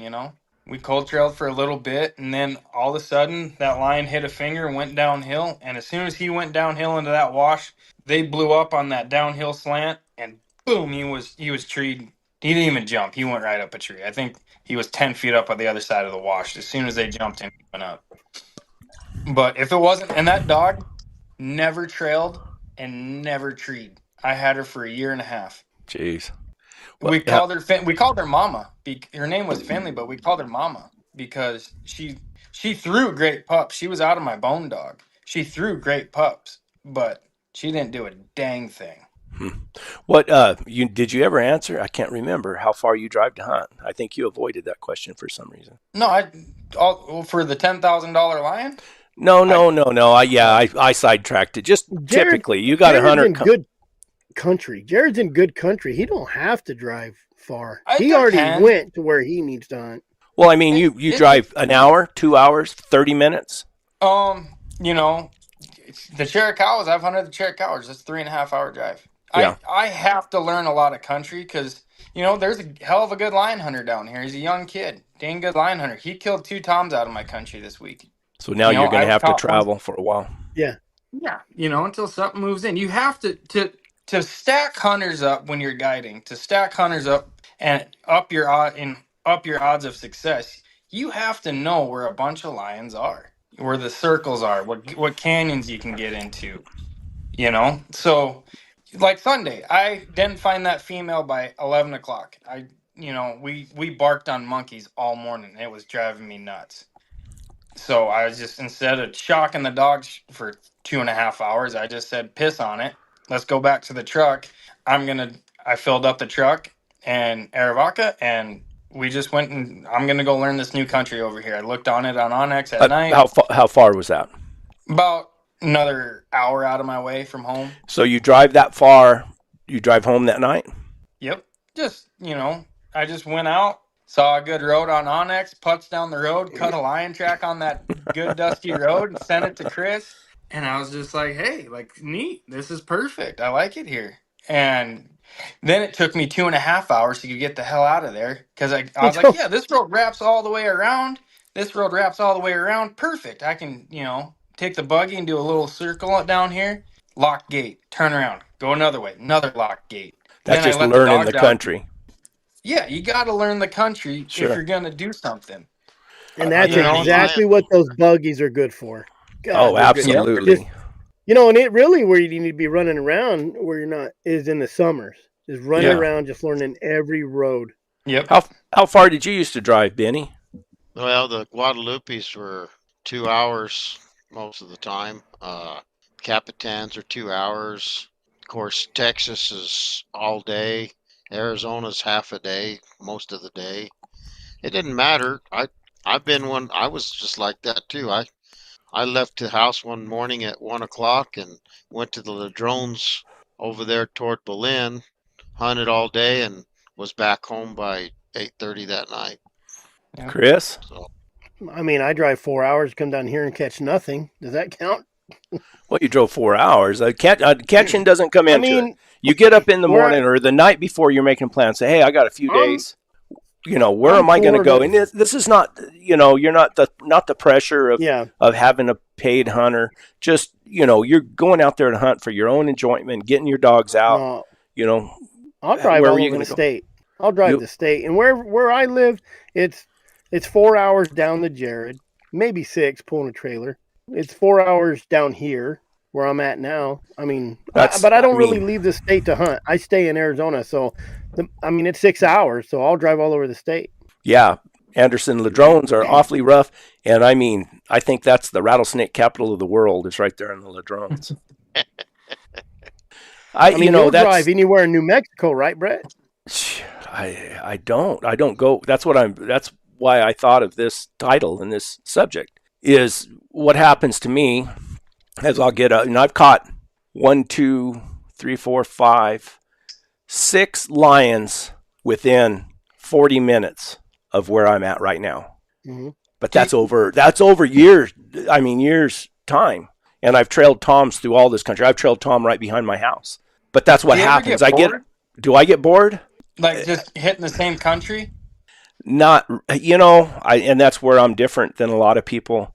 Man, if I'm out with my dogs and I'm on my mule and I'm riding through the country, I don't know why, it just makes me feel good. I know it's weird, but I do. No, But I do buddies think I the get same back that way. evening when you say bored. I get back that evening and I didn't hit a track and whatever, the dogs trashed on something, whatever happened. I get back that night and I think, this is stupid. I need to be going to better country. I need to be going to, exploring. I got time. I mean, I could go to better country, but it happens in the morning. I'll get up, and it might be a little bit of that old man thing creeping in on me. I'll get up in the morning and I'll look and I'll think, what happens if that Tom came through here last night? What happens if he, cut through here? And I'm driving 4 hours up the road and I could have been right here and go, because he comes through here. I mean, they come through here regularly because I'm not that far from Mexico. And they come, those Toms, as well as anybody, they have some big old circles, especially out here in this desert. And you always think that. You think the one time I could go up here might be able to trail him and catch him. And I'm off in Timbuktu in country I don't know. I like what it was Chris that said maybe that's what summers are for, is for exploring new country. Oh, absolutely. Absolutely. So, when you were over Onyx there is a at great thing. Aravaipa, when you went over there, did you find any lion sign at Aravaipa? Ooh, I didn't go to Aravaipa. I don't even know where Aravaipa is. Oh, me? Yeah. Oh, yeah. No, there's always some lion sign down in there, but that's where I just stopped there to get fuel, and Is then there I drove an Whiting hour out Station of. still there? Do Is there what? Whiting gas station still there? Gene Moore says turn loose at the house. I've done that a lot of times. I was gonna say he has done that before. I will ride right out of them. I put a gate into the BLM property right behind my house, and I saddle up a mule and turn the hounds loose and ride right out. I've caught 3 bobcats right up here. Now I make it sound like I caught 3 bobcats. I had 3 bobcats that jumped in a tree when my dogs ran by. Is what it amounted to. That's all right. Still Jared, a tree. the reason I asked that, Sam Derringer had that country cleaned out for a long time. It was hard to find any lion tracks. With Mexico being right there, you're gonna find lions. I mean, they're gonna come across the border, but it still sucks hunting. It's still in the dirt, and man, it's tough. It's tough. Even like where I went day before yesterday, I took a pack mule and I made a big old circle up into this country, and there's just a few little draws that you might be able to find a lion track in. The rest of it's terrible to try to find a track in.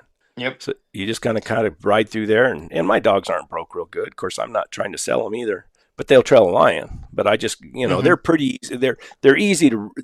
I have learned how to read them. I can read them and see what they're doing, what they're dicking around with, and hey, you guys, come on, let's go, and they'll go with me. As a matter of fact, the video I got coming out, you can see they're messing around with a fox. I mean, I know it's a fox. I mean, and I just holler at them, 2 or 3 times, and here they come. They know they're not supposed to be. You guys quit lollygagging. Quit lollygagging. Yeah, lollygagging. That's a word that John Klump told me they were smelling. John watched them there for a minute. He said, "Yeah, those dogs are lollygagging." All right, come on, let's go. I knew that. Yep. I don't know. But like I got a buddy, he plays with the same 3 lions every chance he gets. He goes right out behind his house and that's it. I mean, I don't think he's ever left behind his house this whole year. Well, besides one time. This lion I caught down here, I caught her 3 times. Caught her 3 times, and then I got a good look at her. She was starving to death. I mean, she was an old lion, and I mean her hip bone. She looked awful. I got a picture of her here somewhere. But I finally called my buddy, and I said, "Hey, you want to kill a lion?" I said, "I got one caught down here that she needs to be put out of her misery for sure." And so we went down there and we caught her again, and he shot her, and he had her what do you call it, taxidermied. He had all the wrinkles rubbed out of her. I don't know. I've never seen the hide since he got it done. Got a bigger form to make it fill out just a little bit.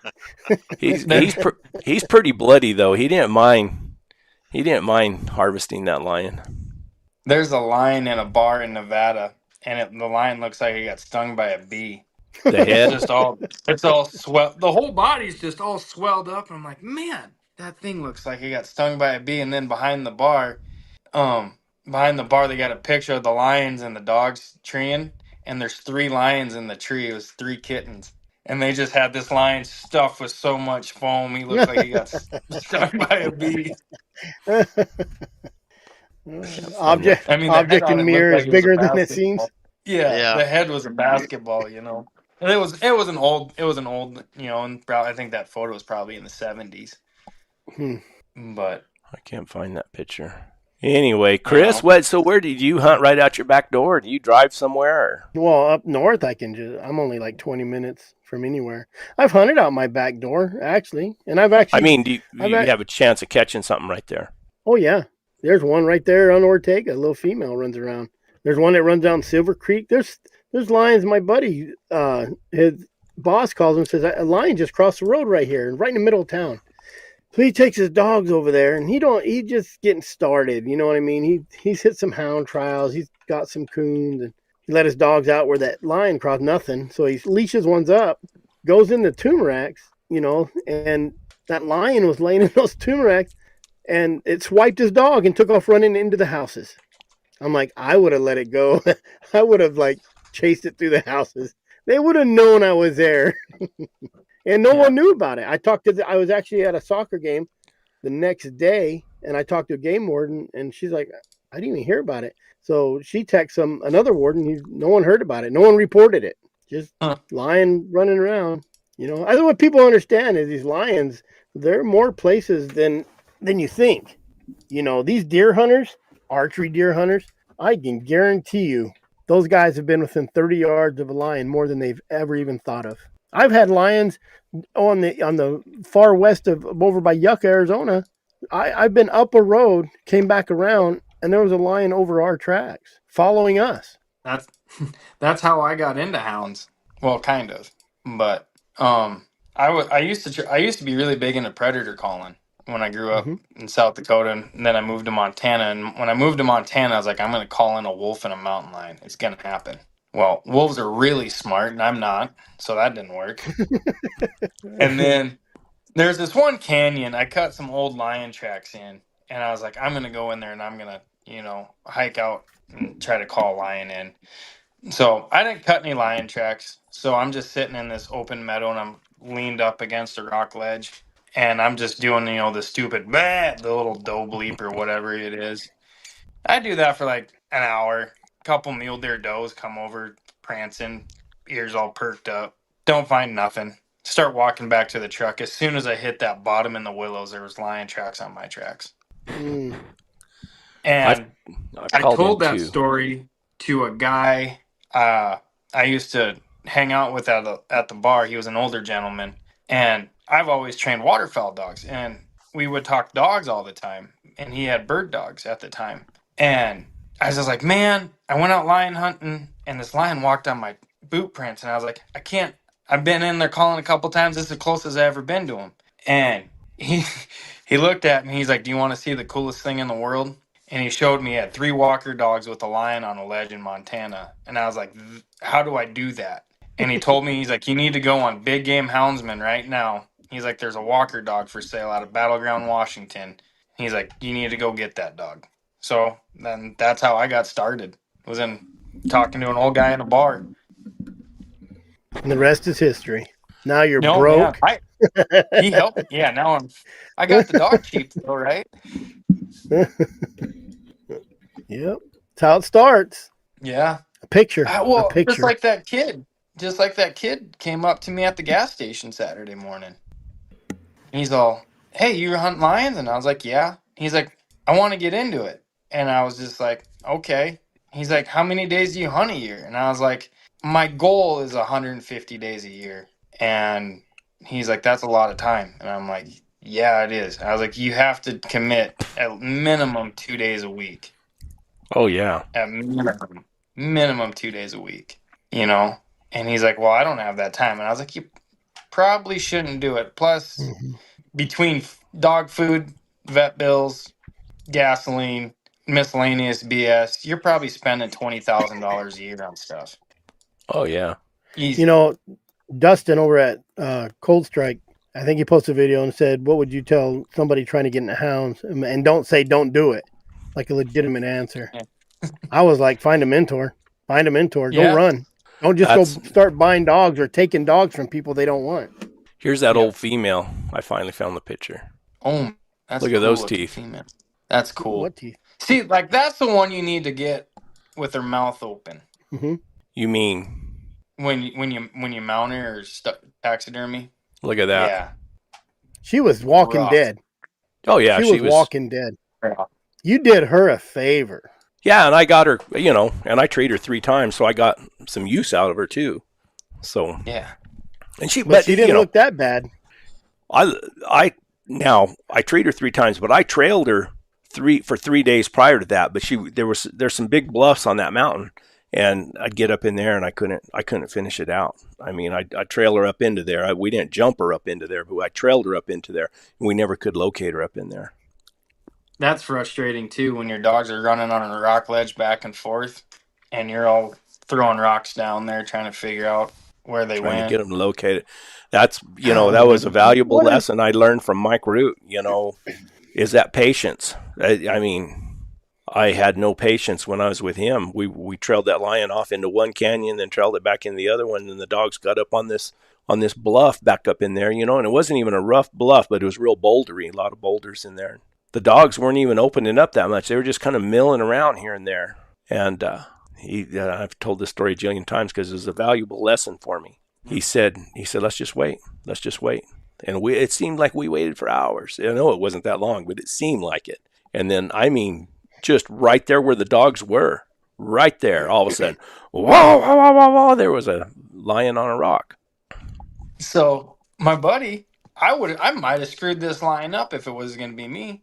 I was talking to my buddy today, and they cold trailed this Tom a little bit, and they weren't moving it, so I pulled them off of it, and we did a circle. We didn't find nothing. On the way back, we hit the same spot, and my dogs are, peckerwooding around with it, pecking around, not getting nothing. He's yelling at him, "Let's go." He's just bail off the ridge, boom, go to treat, and Everybody froze up again.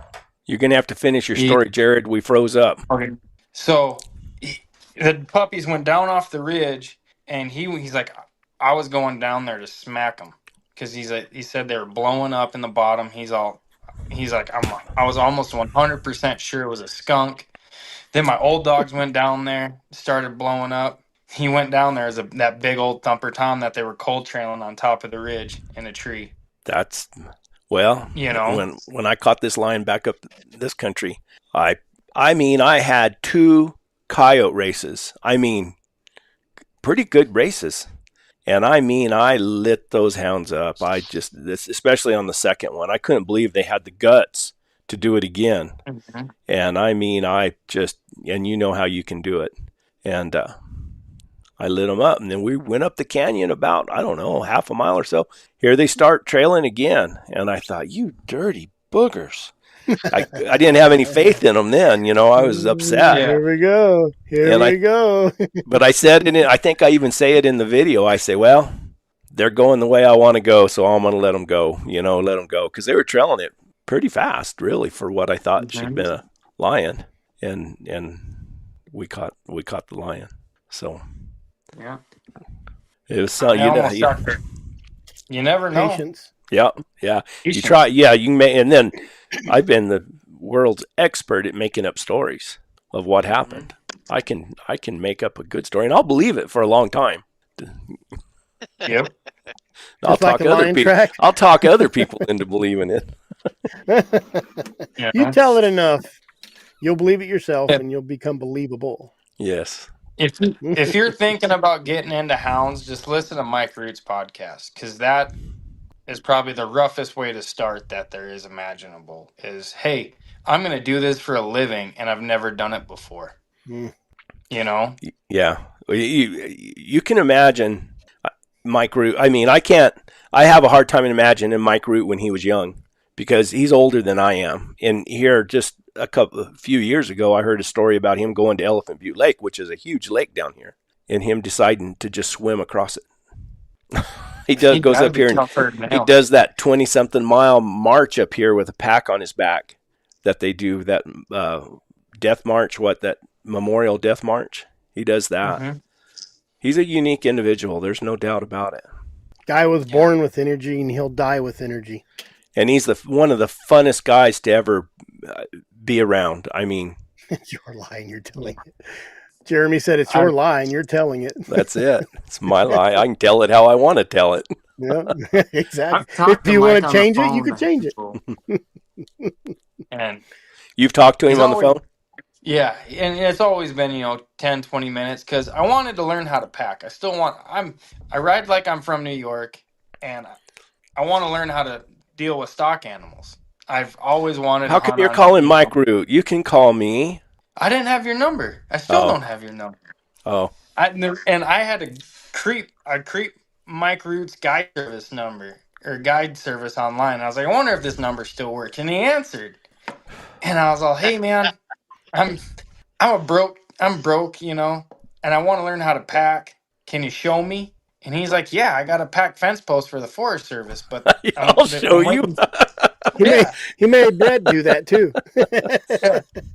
And I never got to go because they didn't get the permits done in time, and he had some bear hunts to go do, so I didn't get to go with him. But I talked to him. He told me to call him once a week for the month of August. No, he's a neat guy. I do. When I went up there, he called me and asked me if I could help him because he had hunters coming in, and he was having to pack the Forest Service out of the country up there. And he asked me if I'd come up there and help him. I said, sure, I'll go up there. And I went, and it was a lot of work too. And I went up there and packed him out and everything. And he's honest as there is. He tried to pay me. He said, I'll pay you. And I said, Mike, I made a video out of this. I'll make $400 off this video. That's pay enough for me. So I'd do anything in the world for Mike. I really would. He's a good guy. Now he's going to call you and say, hey, Brett, you ready for another video? Yeah. I'd like to go lion hunting with him and video it, like a 5 or 6 day hunt and just stay with him. Not bring any dogs, just hunt with him and his dogs. And I think a lot of that needs to happen now with a lot of these guys, and when you were telling all that, you said, oh, that's something that sticks with you. Well, it's just like, Clump saying they're just lollygagging. You're like, oh, exactly. And that's who's the guy that told you, well, is it a track or is it not? I was Orville Fletcher. He told me we're driving up the road. I'm riding with this 88-year-old man, and he stops. I mean, just stops in the road. Get out there and see if that's a lion track. Of course, this has been many years ago. Me being me, I got out, man. I got down on my hands and knees, and I was looking at that track. I was trying to make it into a lion track. He stuck his head out the window. Either it is or it isn't. I said, that's not. Hey, that would be a good time, Brett, to share that picture you got of you down in the wash in the rocks. Oh. That was a lion track, though. Benny took a picture of me, and I got one leg up in the air like that, and I'm down on the ground like a hound dog. We ended up catching a lion. There was some different circumstances involved in, but by golly, we caught her. There you go. Hey. It was a lion. A lion in the tree is a lion in the tree. Yeah. Yep. And I did shoot that lion. Yep. And there's nothing wrong with shooting them. People, I don't know. People always down shame when you knock a female down or a young tom. Yeah. It's just like, well, why not? If it's legal, I'm okay with it. I don't think the attention's on the one person doing it. I think the attention's on the guides that have 15 people out there, and they're knocking down 15 of them. That's just, that number sticks to you. It could be. You know what I mean? It could be the guides, but I mean, I know there's local deer hunters, with rich wives, and all they do in the wintertime is take their buddies out. Mm-hmm. How old are these guys with rich wives? How old are the wives? They're probably in their 40s. 40s and my age, a little bit older. Do the rich wives have rich moms? I don't know. Or grandmas? Find out. I mean, well, I called my buddy up the other day, and I'm like, how is that guy a full-time guide? And he's all, his wife's a traveling nurse, man. because all he does is guide sheep hunts. He's a really, really good sheep guide. And I'm like, you can't be just dedicated to sheep and be full time. You can't be out there glassing sheep every day and making money at it. And he's all, his wife's a traveling nurse. I was like, well, now that makes sense. She's gone and making good money, so he can run around and do what he wants. Yeah, so he can go and sit in the desert in 110-degree heat and watch rams rut. This was a young lion, and she was starving to death. This country's, the toms are the only one. When they come through, they're pretty fleshy. They're in pretty good shape because they're traveling.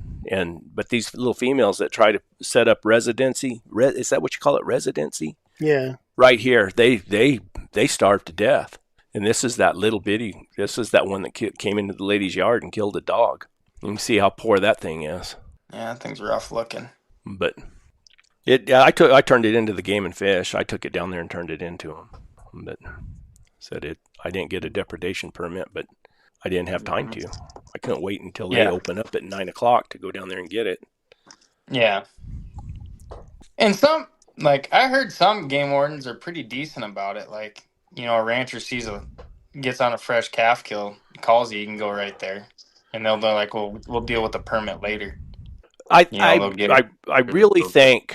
believe that what really grabs their attention and gets you under the spotlight is when money starts changing hands. Absolutely. And then they have to keep an eye on guys who are charging, and just probably assuming that most guys who charge probably figure out a way to cheat a little bit. That cat, how much did that cat weigh, Brett? That last one? That little cat, 60 probably, pounds? No, the little cat probably only, the old female probably weighed 45, 50. I bet this little one didn't weigh 30 pounds. And 20. And so here's another, one of the arguments from the antis is they say the dogs harass those, but that 30-pound, 40-pound little tiny cat killed a dog. So these 150-pound cats can kill your whole pack if they wanted to. That one couldn't. Maybe, no, not that one. It killed the little dog, but we caught that sucker. Killed the dog. We caught that sucker on the ground, and I won't go into the details, but yeah.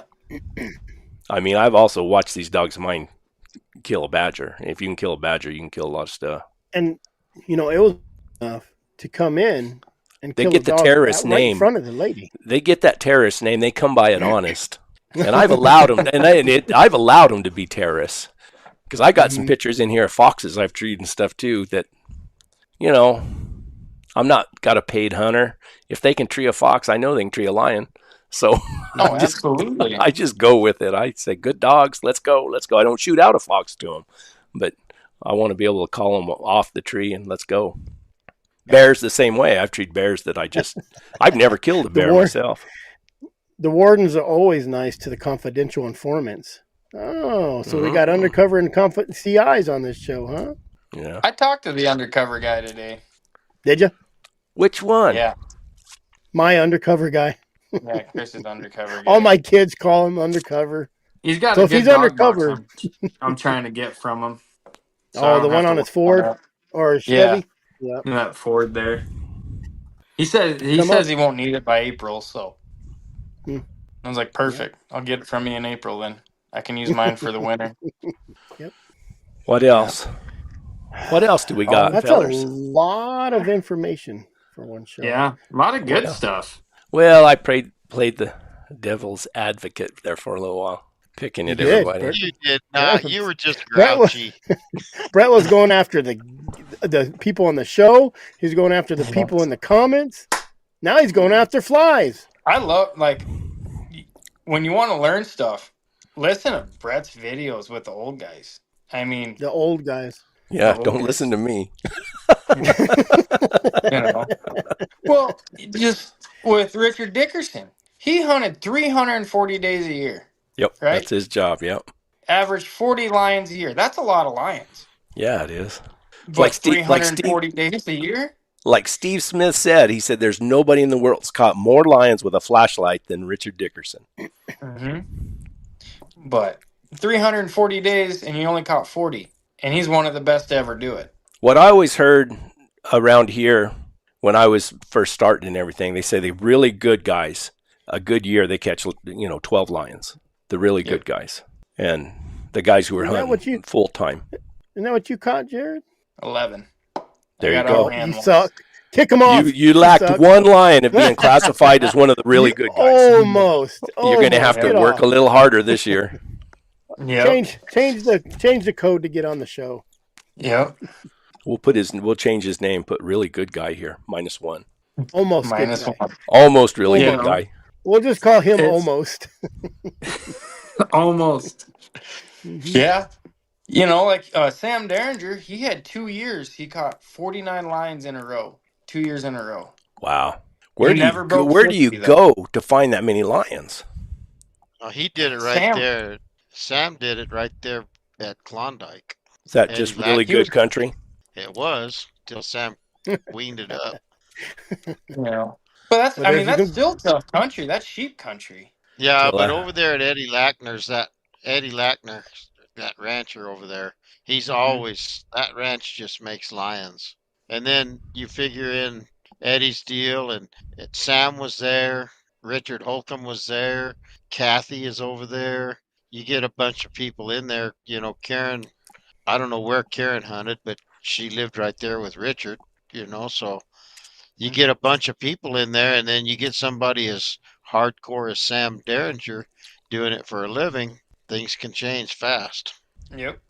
But, like one time I was on a dry spell. Like I didn't catch a lion March and April, and I was just mad. I was hunting hard too. Like this during COVID. So we had guys stacked up on job sites, and when I was living in Nevada, and boss came up to me, he's like, "Who wants 2 weeks off unpaid?" And I was like, "Me, I'm out. Don't worry about it. I'll leave right now." And I wasn't trailing nothing. I wasn't finding nothing. I was just mad. And I listened to Jim Farmer talk. He hunted and trailed like 240 miles and never caught a lion. And then like last day of the lion season, someone called him that a lion ran in front of him at the river and he caught one lion the whole year. And that guy knows what he's doing. I've never talked to him, but I've heard good things about him. Well, and I tell you what happens, because I've been through it. I go through it all the time now. I don't worry about it as much, but you go for that long and you start thinking you got holes in your dogs. You think there's something wrong. Something's wrong. But and then when you hit that track and you see that lion, those dogs working that track, and then you get that lion caught, then you realize, no, we just weren't bumping into, we just had a run of bad luck. Yeah. But just, that's funny. So my buddy that I talked to today, we were talking about lions and this and that. And he's like, I love lion hunting. I'm just luckier. That's what he said. I'm just luckier than most. Well, yeah, and he's really good. He's a really good lion hunter, and he won't say it. I'm luckier than most. Yeah, a lot of guys just have that knack. They have the knack of going to the right place and doing the right thing. I was telling Chris this over the phone over the weekend. You have 4 types of lion hunters. You have your Googans that their dogs suck. They don't put any effort into it. They're hound owners. That's it. They might go out 10 times. I take a little offense at that. Oh, you're not there. And then you have your hound. One time. You got to climb up the ladder, Brett. Yeah. I'm a Googan. and then you got your hound guys. They hunt when they can. They hunt 2 days a week, but they got a full-time job. They got bills to pay. Their dogs listen. Their dogs mind. They're doing okay, but they don't catch a lot. They got other obligations.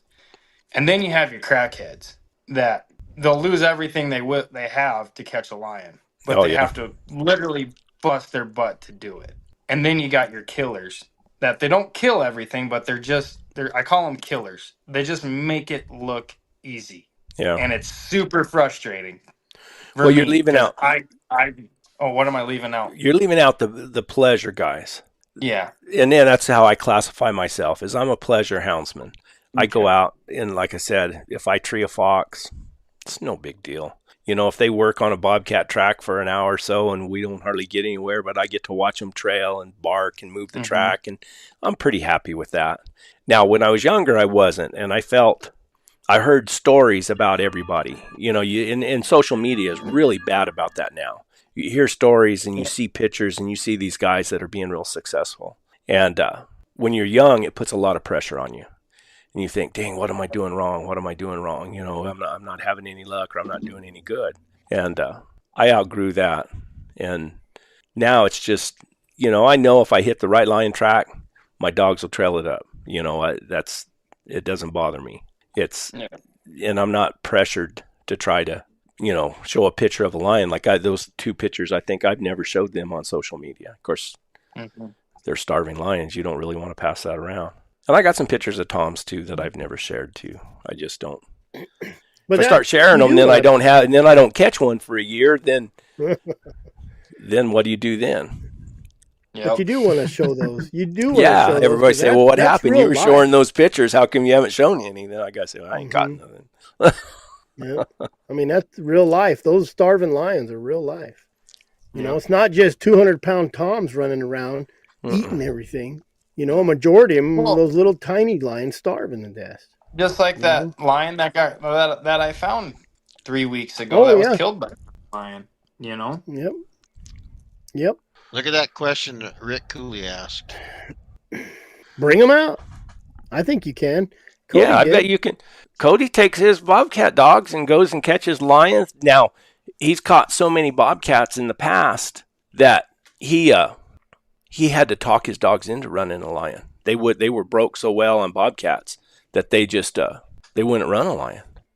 Who was it that was talking about? Was it Cody talking about taking bobcat dogs? Somebody was talking about taking the bobcat dogs or taking their dogs out of the wetter country and taking them to the desert, and it was hard for them to get working. But once they did that, and then when they go back to the wetter country after they've been successful in that dry desert, they actually are better dogs. They produce more in that wetter ground. Who was that? You remember that conversation? No, I don't recall that, Benny. Somebody was telling us a story and they would take those dogs and hunt them for other people like that. Yeah. And, I don't remember who then. But once they got acclimated to the desert, and then they would take them home to that wetter country, they actually hunted and outperformed those other dogs because they were acclimated to drier country. My best drag ground line dog came out of Battleground, Washington. He was a Findlay River Walker. And he wasn't sticky, though. You get these drag ground line dogs that stand on their head and only push, on that one spot. And they get sticky and they don't want to go 10 feet and search some more. They want, to kind of straddle the kidding. track. Yeah, exactly. Yeah. I mean, I got that problem with a few dogs. Me too. My bone dog, it would drive me nuts every now and then, but he'd go 20 yards up on the hillside, bouncing kind of boomerang around. Look like an idiot, but he'd pick up the loses because he wouldn't hang out and just stand on their head with 10 other dogs right there. And he picked up a lot of loses because of it, That's when I really enjoy. I got a dog, I call him Al, and those dogs will hit a track or whatever, and I got 2 or 3 that'll, I call it, they don't want to leave what they got to might not find, you know what I mean? They don't want to leave what they got, so they get sticky. But Al, you'll watch him, he'll sit there and he'll bawl on it for a minute, and then you look up and he might be on the side of the hill or up whatever, and then he balls, and then the other dogs will honor him and they'll move to it. And it's just the way he is, and he's not real mad. He's fairly silent. He doesn't bark a lot on track, but he's a pretty neat dog. He's one of the terrorists. My June dog, she gets super sticky, and I just got to yell at her. Mm-hmm. Come on, let's go. Here we go. Yeah. Yeah. Well, I'll just yell at her to shut up because she'll sit there and hammer on a rock. She's babbly too, yeah. Yeah. She'll sit there and hammer on a rock and not push it. And it's like, hey, shut up. And she'll pick her head up and be like, oh, shoot. And then she'll go on and, do what she needs to do. But it's like, son of a gun. Guys, I'm going to go to bed. Benny's got to go to Benny's got to go to work in the morning. Yep. Yeah. Pay the bills. Yep. Rat holding it. Benny. Couple more weeks, Benny. Thanks for stopping in, Benny. Maybe this one. We'll see what happens. We'll see you, Benny. Take care. I got All right. See you later. See you, Benny. I got a picture here somewhere of a huge desert tom. If I can find it, I want to share it. I want to show off tonight. Is that the one in the rocks, that canyon? This is a different one. I don't think I've ever showed this one. Got it somewhere. We need our Jeopardy music. We need our Jeopardy music. I actually got to work tomorrow too. Dumb. Do you guys ever go and check up that layup country? Like where you're like, hey, I've jumped a lion out of this bluff before. Let's just go up there. Since we're here, let's just go up there and do it.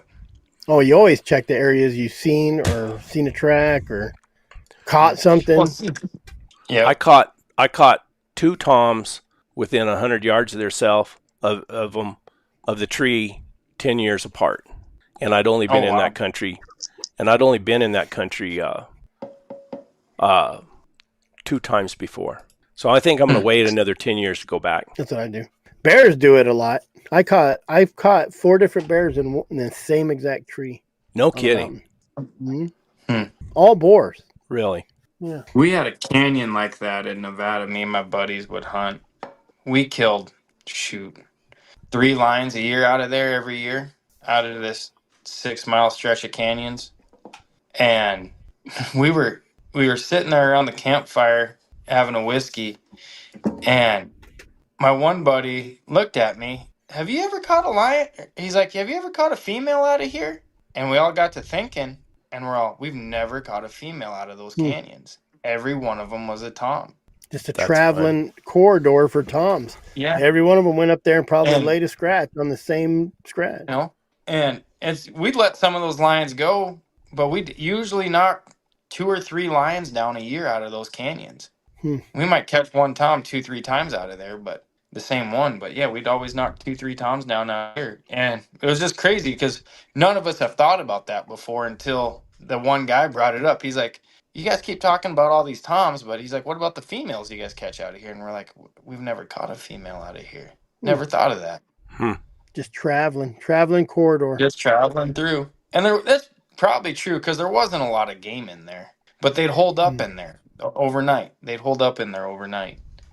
But we never ran a lion off a deer kill or a sheep kill or a horse kill out of there. We'd always start them off a scratch or, walk the dogs into them. Jeremy. Rick, not saying they can't do it, just the train sucks. I think that's a misconception sometimes. You don't realize, you watch these GoPros or these videos, and those GoPros don't do justice to the terrain. No camera does till you get out there. Once you get out there, it's big, dirty country. It's not like that's a big old Mexican tom. Yeah, man. No, that's a good one there. He was a nice one. And then they're there every so often. Do you know that's one really, really cool thing about hunting the dirt? There's dirt hunting right there. Yeah. There's no trees. This was probably my finest catch of all time. Dogs did super good. Got 2 in one tree, 2 on the bluff. We found them right up the canyon from my camp. You should have seen my grandson. My grandson was a little bitty guy, and he was with us. And we were down at another spring pool water earlier, and the water's cold up there. And he wouldn't get in it, and he'd get in it, and I'm too cold and everything. So we jumped in the buggy, and it was me and my son-in-law. It was back when we drank beer. Neither one of us drink beer anymore. And we jumped in the buggy, and we had seen those people go up the canyon with a big old cooler in the back of their buggy. And I said, man, let's go up there and see if they got any. We didn't even know who was in the buggy. We didn't notice it was girls. And so we jumped in the buggy and drove up the canyon. We found that other pool, and there was those girls in those bikinis. And we jumped out. Hey, y'all got an extra beer? Oh, yeah, you guys can have a beer. My grandson, he's just a little bitty guy, and they're next to the water, and he just goes out and jumps in the water with them. Just sitting there smiling. He's all happy. Yeah. What do you think, guys? I think I got to work in the morning. Fun. Yeah, I still got to go feed dogs. The old lady's gone until tomorrow. If I offended anybody, I was playing the part tonight. I wanted to create some excitement.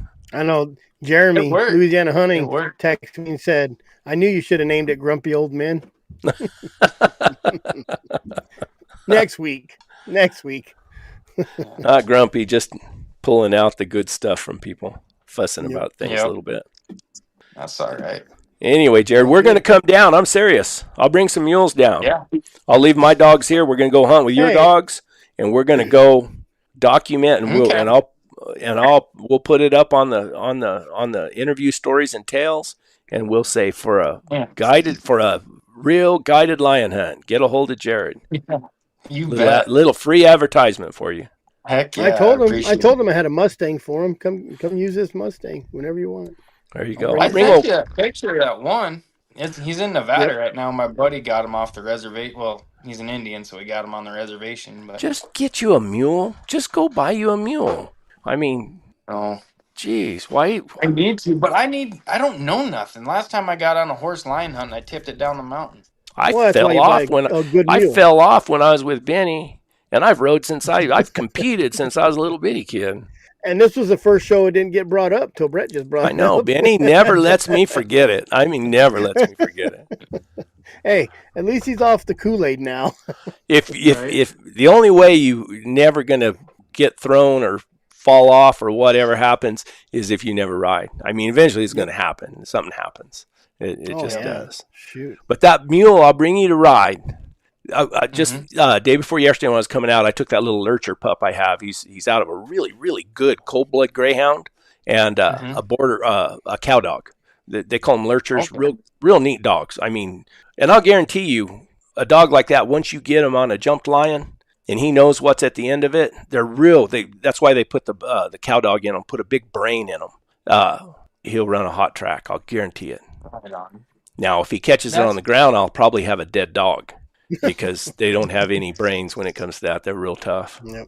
Oh, man. But anyway, what was I telling? Oh, I was coming out, and that dog, I thought he was big enough to go on a big circle with us, and he really wasn't. He got real sore-footed and real tired.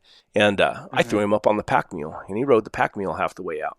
So, and that mule never even blinked an eye. I threw that dog on that pack. He's a good mule. I don't ride him. I ride Bonnie. I ride her because I like the way she rides. She rides like a good horse, really. She handles real good and walks out. And does That's how much he misses Brenda. Brenda, was that other mule I had for a little while? Yeah, it's the one that you borrowed. And she just you guys did not click. No, see, and the guy just gave her to me. He said, just use her as long as you want. And he said, I draw an elk tag. He said, then I want her back. And which would have been a good deal for both of us, really, because he would have got a mule back that was legged up and ready to go, and he wouldn't have to feed that mule all year round. But there was just something about her. It was just something about her I didn't like. And then something happens, just like borrowing that dog or whatever. Something happens to it, then you're responsible.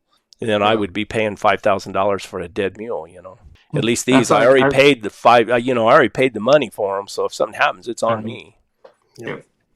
Well, let's end it with one more question. Is 3 or 4 dogs enough to run lions? Cody said if you don't have at least 5 or 6 dogs under the tree, they might just keep jumping on you. Now, this is coming from Cody King, who says just one more dog when he has 15. But it just depends on the lion. Run lots of dogs. Yeah. I mean, I've seen lions treed with 2 dogs, so I don't. Yeah, it depends on the lion. I think there's some of those little females will just keep jumping if you don't have a whole bunch of dogs under the tree. Yeah, if you don't want a tree climber, you do not want tree climbing dogs because if you get on a bad running lion or bobcat, whatever, if they get a dog in a tree, they're out, and then you're back to chasing dogs again. Yeah. But if you get, I don't know, my first lions, I only caught with 2 dogs. I only had 2 dogs at the time. I think you can catch a lot of lions with just 2 dogs. I don't. Mm-hmm. Matter of fact, when I get old, one dog scares me. Just catching them with 1 dog scares me. Just because if you get a lion on a ledge with 1 dog, that could go south real quick. Mm-hmm. See, this is just me thinking, when you get a lion on a ledge and he has 7 dogs barking at him, he doesn't know who to focus on, so he just sits still. He doesn't know what. Yeah, because if he goes to the left, a dog on the right is going to bite him in the butt. If he goes to the right, a dog on the left is going to bite him. So he's just, if I sit here and don't move, no one will screw with me. Where if you just have 1 or 2 dogs on a ledge, he can focus a lot more. Well, and if they're down there close to him, I mean, if they're away from him a little ways, then, I mean, I caught that one Tom up here. He acted like I was like, why? He wasn't even paying that much attention to him. He was just out there on that ledge, just looking at him like an irritant, until I got there. And then, of course, when I got there, the dogs tried to get down on the ledge with him, because the boss was there. And that's bad. Oh, yeah. And the only dogs that I ever have problem with on ledges, it's always the same dogs. Then, like, I have my one dog. He's retired now, my Mo boy. And he's gone off 4 ledges over 40 feet. And he's never broke nothing. He's made out of rubber. I mean, he's got a gimp leg now at 10 years old, but the last lion we caught was in March with him. And I'll show you guys a video in person. But you hear me yelling, and then, I say some words, and I don't get a video of it. But the dog fell 40 feet and just smack. And, the hunters, he's kind of upset. We hear the smack, and it's like, well, in my head, I'm like, that he didn't make it this time. He's 10. He probably didn't make it.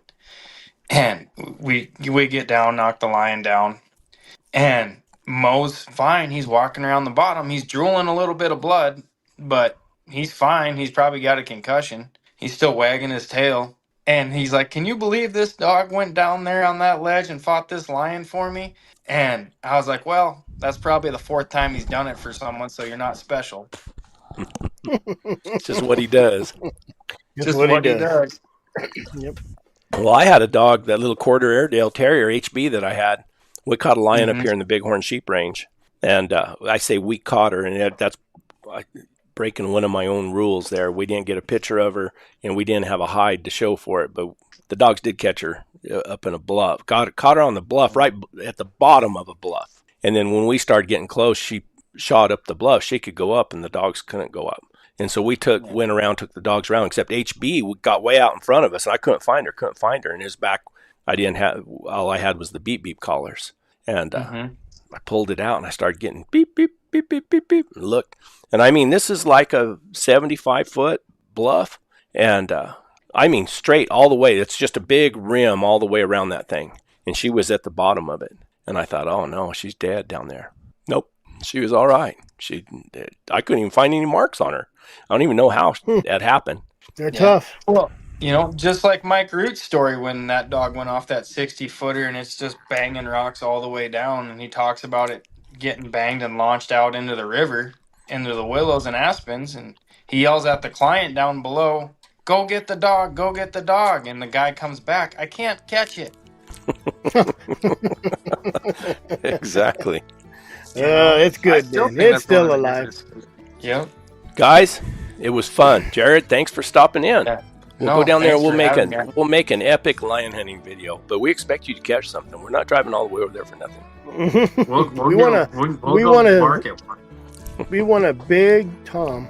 We want a big 160-pound Tom. Yeah, there we go. Yep. All right, guys. At least they stink easy. Yep. Sounds good. Thanks everyone for dropping in. Yep. Sorry if I seemed grumpy for a little while. That was just it. It's just Brett. Just brainwashed.